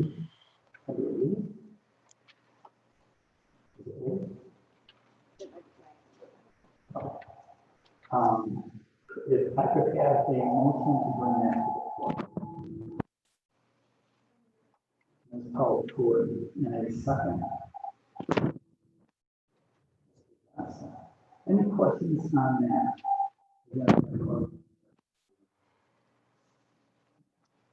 All those in favor signify by saying aye. All opposed? Thank you. Next, we have a letter of resignation for the purpose of retirement for James Green. Can I have a motion to bring that to the floor, please? Ms. Mello, thank you. And a second? Mr. Forrest. Any questions on that? All those in favor signify by saying aye. Now opposed? Next, we have a approval of a letter of resignation for Captain Bangkok. Can I have Mr. Hawk? And a second? Any questions on that? All those in favor signify by saying aye. We have a letter of resignation from the board. Can I have a motion to bring that to the floor? Mr. Johnson, in a second. Any questions on that? All those in favor signify by saying aye. Thank you. Next, we have a letter of resignation from India Dunwood. Motion to bring that to the floor. And a second. Mr. Forrester, thank you. Any questions on that? All those in favor signify by saying aye.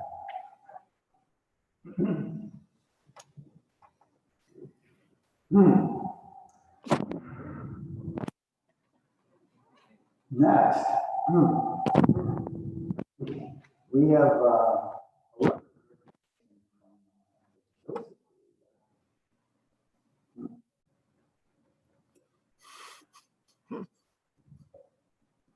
we're going to have more about this. We've got to bring it to the floor. So, if I could have a motion to bring this to Mr. Forrester in a second.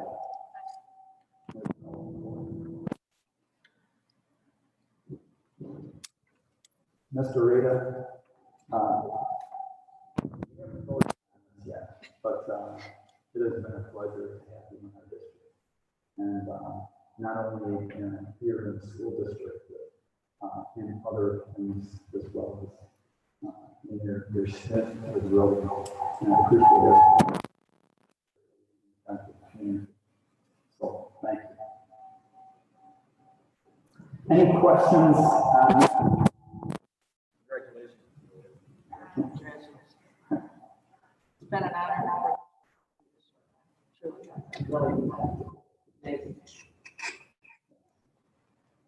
All those in favor signify by aye. All opposed? Congratulations.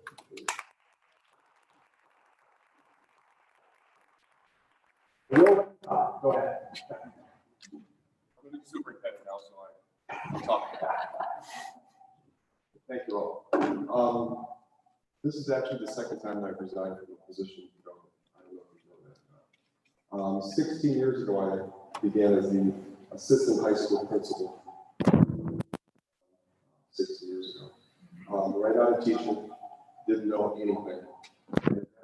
And 3 people literally took me under their wing and told me everything I needed to know and how to build relationships with people in the highest points and people in the lowest points. And their names were Carol Bolton, Judy Brushaver. Everything I did was truly based on what they taught me. Literally, I hear their voices still in my head. It was a fantastic, absolutely fantastic time. Working in the district office has allowed me to work with different leaders, different leading styles.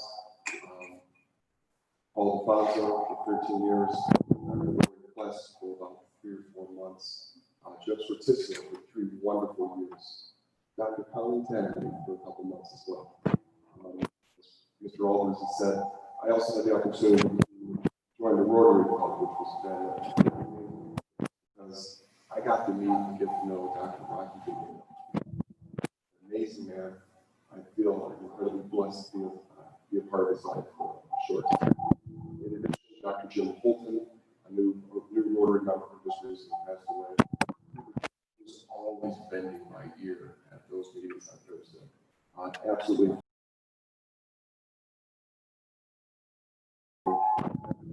Wendy Kessler, Jessica Legier, my current secretary, Lauren Sargent, and Christine Slagle. Amazing support staff connected with them. I want to thank you for, number one, giving me that opportunity 16 years ago, allowing me to grow in this field, and really installing in this district a belief that everyone can achieve more, everyone can grow, everyone can succeed. That attitude has sifted down to this amazing administrative team, to our teachers who are fantastic at this. It has been an amazing. Looking forward to another sequence. Thank you.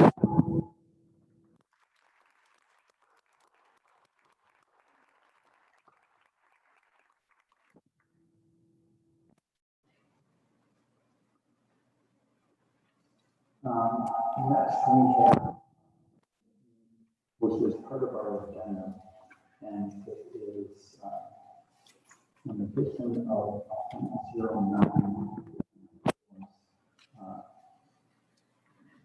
to Carroll Circle to that. Can you have a motion?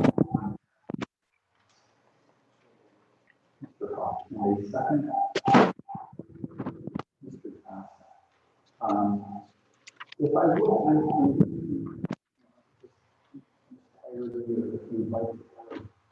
Mr. Paskey, explain that, but if you could. Sure. It's about the need of the first and so, Mr. Kessler, would you like to say that? Successful. Sure. The schedule evolved over the summer, and some of the middle school kids coming up to high school were placed in classes.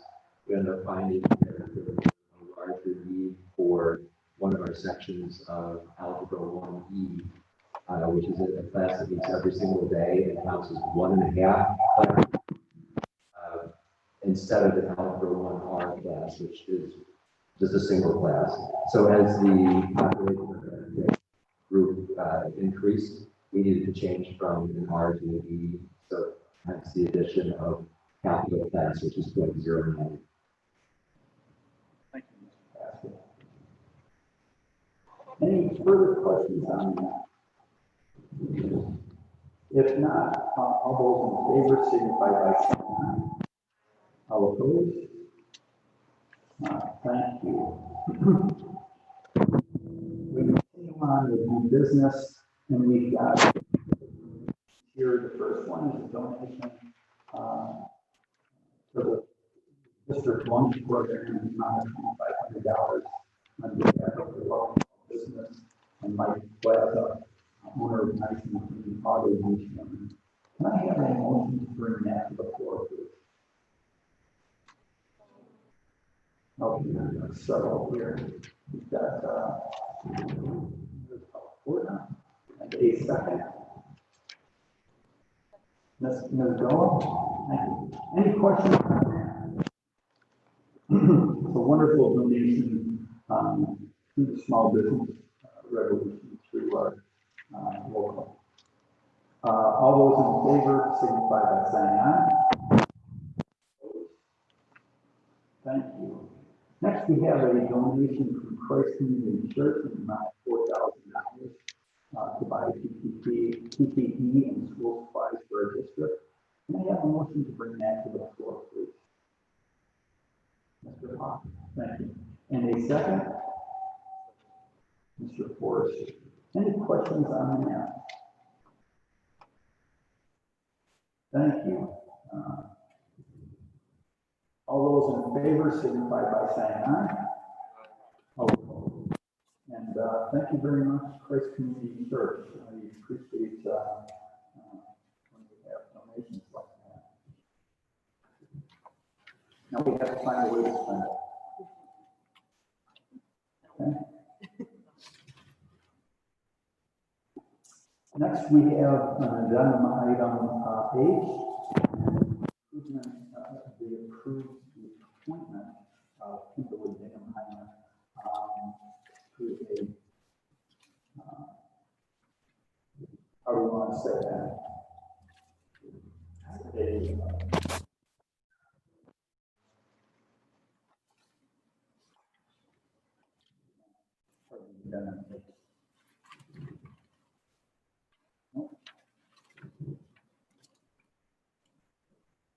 First page, Kelly. Oh, that's the first page, I'm sorry.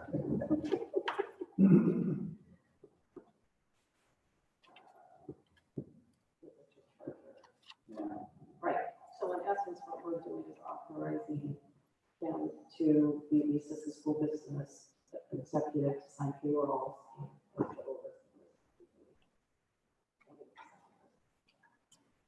Wait a minute, you let that happen? And I know. If I could have an motion to bring that to the floor, please. Mr. Forrester, and a second. Let's go. Thank you. So any questions on that? Got an explanation. Okay. Thank you. All those in favor signify by saying aye. All opposed? Wonderful. Thank you. The board has reserved this time meeting to hear comments from the audience. Those wishing to address the board are asked to stand, give their name and address, and limit their comments to 5 minutes or less per individual or group. Audience members seeking a response to complete the board correspondence sheet and read the Christine Slagle. Audience members are asked to adhere to social distancing regulations when addressing the board. And we don't have a microphone again, but if anyone would like to, they can come forward and speak loud. Anyone would like to address the board? Yes.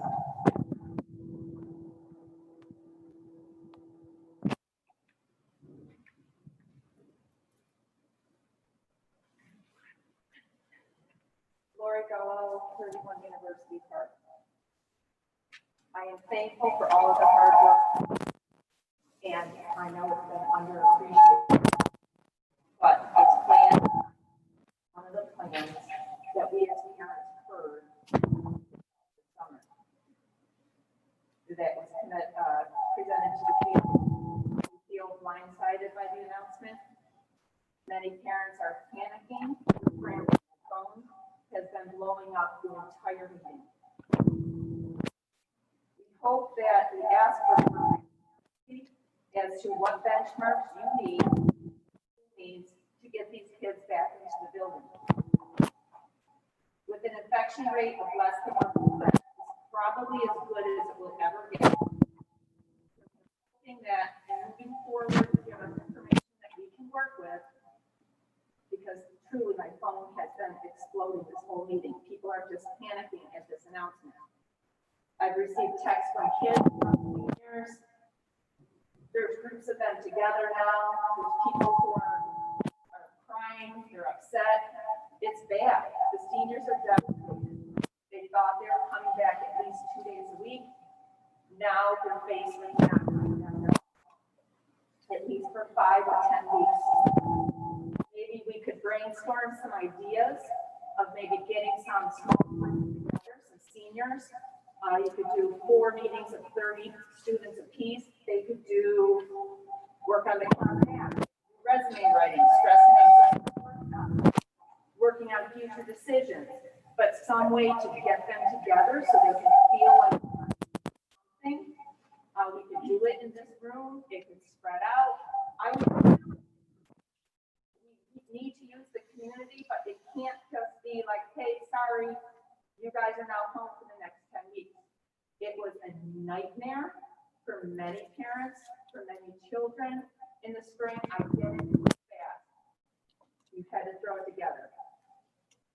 But students get their energy from other students. They get their energy from teachers. They build and grow in that way. When they don't have that feedback and they're stuck in my house basement, doing their homework alone every day, the isolation is depressing. It is hard. So whatever we can do to get back into the buildings, safely, of course, but we need to brainstorm the best ways to get these kids back into school. I really think we could do some workshops, get the kids, they could have a senior meeting, set it up, who doesn't want to come? You know how to do it, FaceTime, whatever. But we can do something. So I hope that you can do that. I know that my son is the president of the student body. He'd be more than happy to come 10 days a day to meet with groups of kids at a time, whatever it took to meet with everybody, to make everybody get motivated and feel a part of the school. We're going to look at school community when you're sitting alone, day in and day out, pressing, truly pressing. So we appreciate anything that you can do to get these kids together in some small groups. We need to brainstorm some better ways to do that so you're not home alone. Thank you. Thank you, Ms. Gold. Ms. Gold, thank you so much for that. I really like that idea.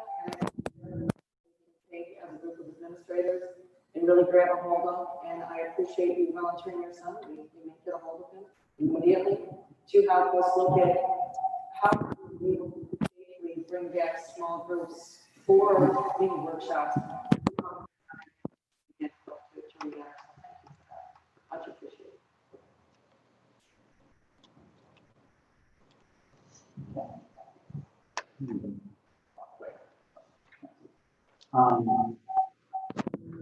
The next regular meeting of the Board of Education is September 8th, 6 p.m. First day of school. No.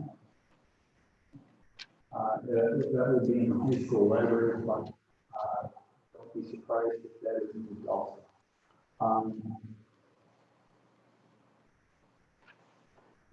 Do you have anything to add? Larry? No?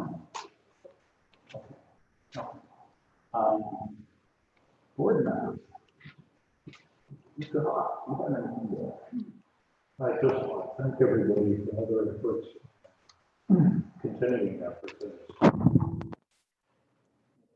you. Ms. Halford.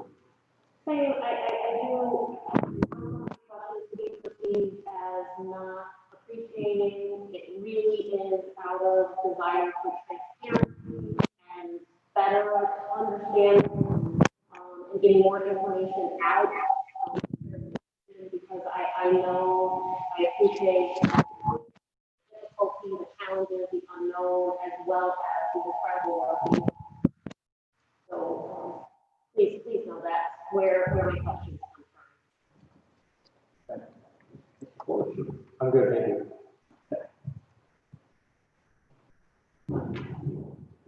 Mr. Johnston. No.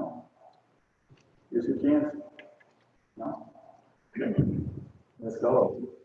I agree. Thank you for all your hard work. I'm sure it's like you don't appreciate it, but it is completely appreciated.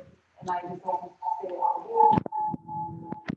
I'm going to go confident, so try to live up to it. Thank you. Mr. Paskey, you have anything to add? After having the microphone in your hand. Yeah, if I could, I apologize for making a long meeting longer, but I just want to mention a couple of things about some of our people who put in retiree or resignations or retirements.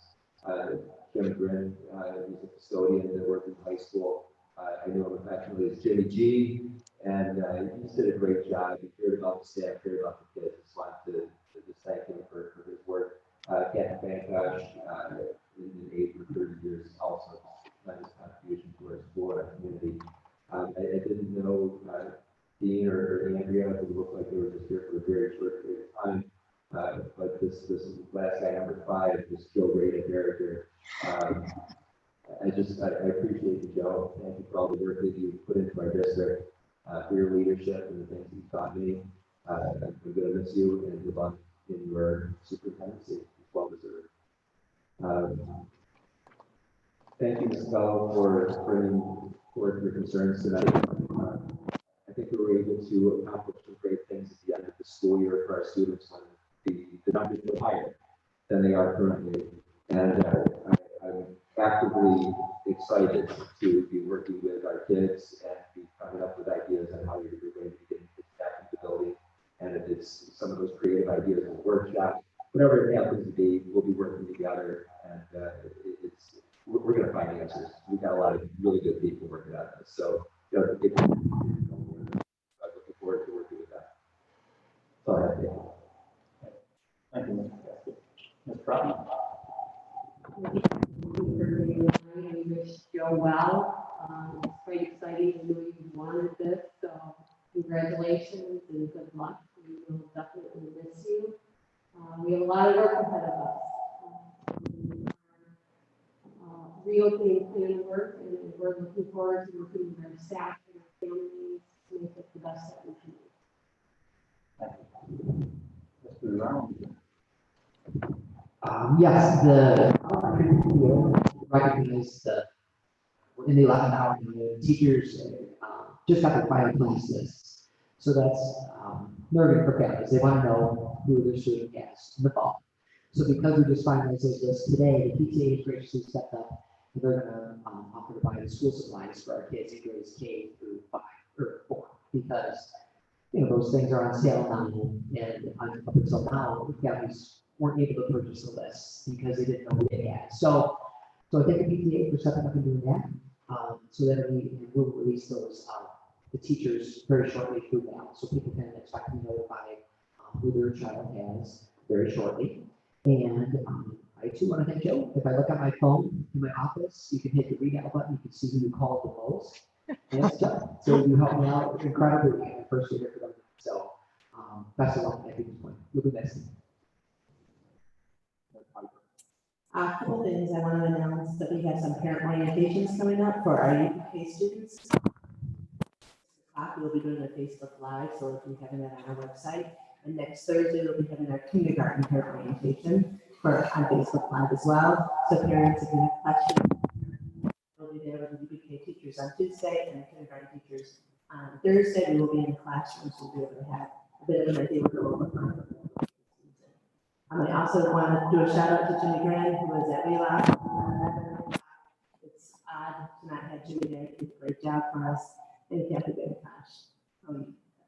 She's just wonderful. She's been here since I entered school over 12 years ago. And I'm going to miss you, Kathy. You did a great job with our students. Won't be the same without you.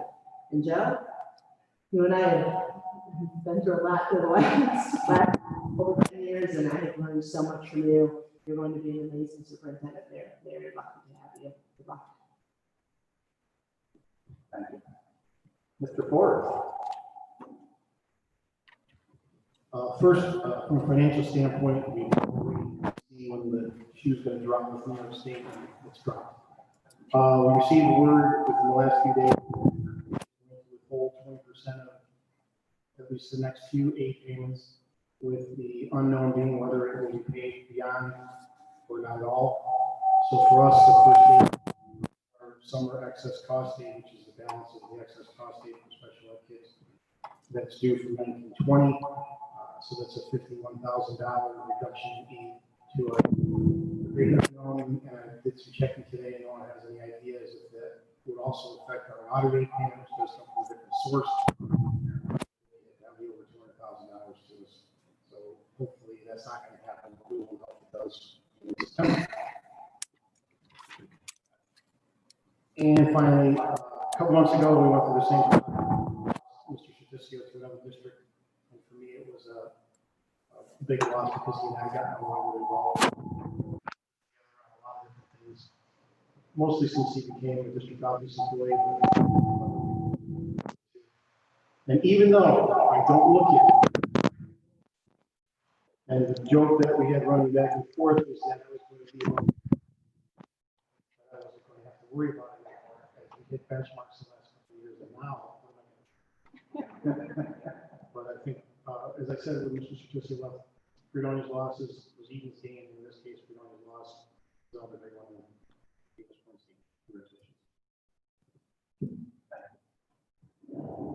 Ms. Claypool. Thank you. When I think of the district office, I think of Joe as the personality of the office. And, it really is a small environment. And I've learned in my short time here that it matters who you work with. And it matters who is next to you all day. And 6 feet, of course. And, we have fun, we laugh, and we're a little family. And as Mr. Forbes said, losing Mr. Sortisio was huge for us, and now losing Joe, it's a totally different environment. We've been incredibly lucky to have Colleen fill that void a little, and it's been so much fun working with her. Of course, I wish you well, and I'm so excited for you. He's now, I jokingly call him the district. So when I need to know the history of I go to Joe. Forward to the last few days with you here, and I look forward to giving you advice on how to treat your new secretary.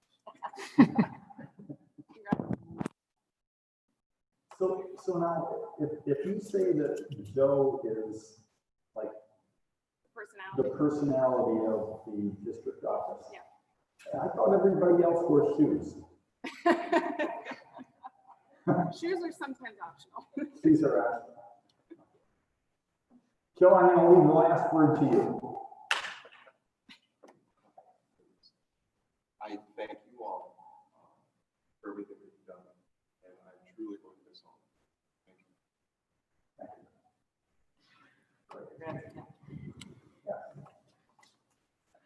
you. The board anticipates going into executive session to discuss matters pertaining to personnel. And in order to do that, I need a motion, but we're not going to make any decisions within executive session. We'll just go in and we'll be discussing things. And then once we come out of executive session, we will come back into our regular session. So we're done with the regular meeting, but I will need a motion to enter into executive session. Mr. Forrester and Ms. Powell-Fortman. All those in favor? All opposed? We are now in executive session. Thank you everyone for attending.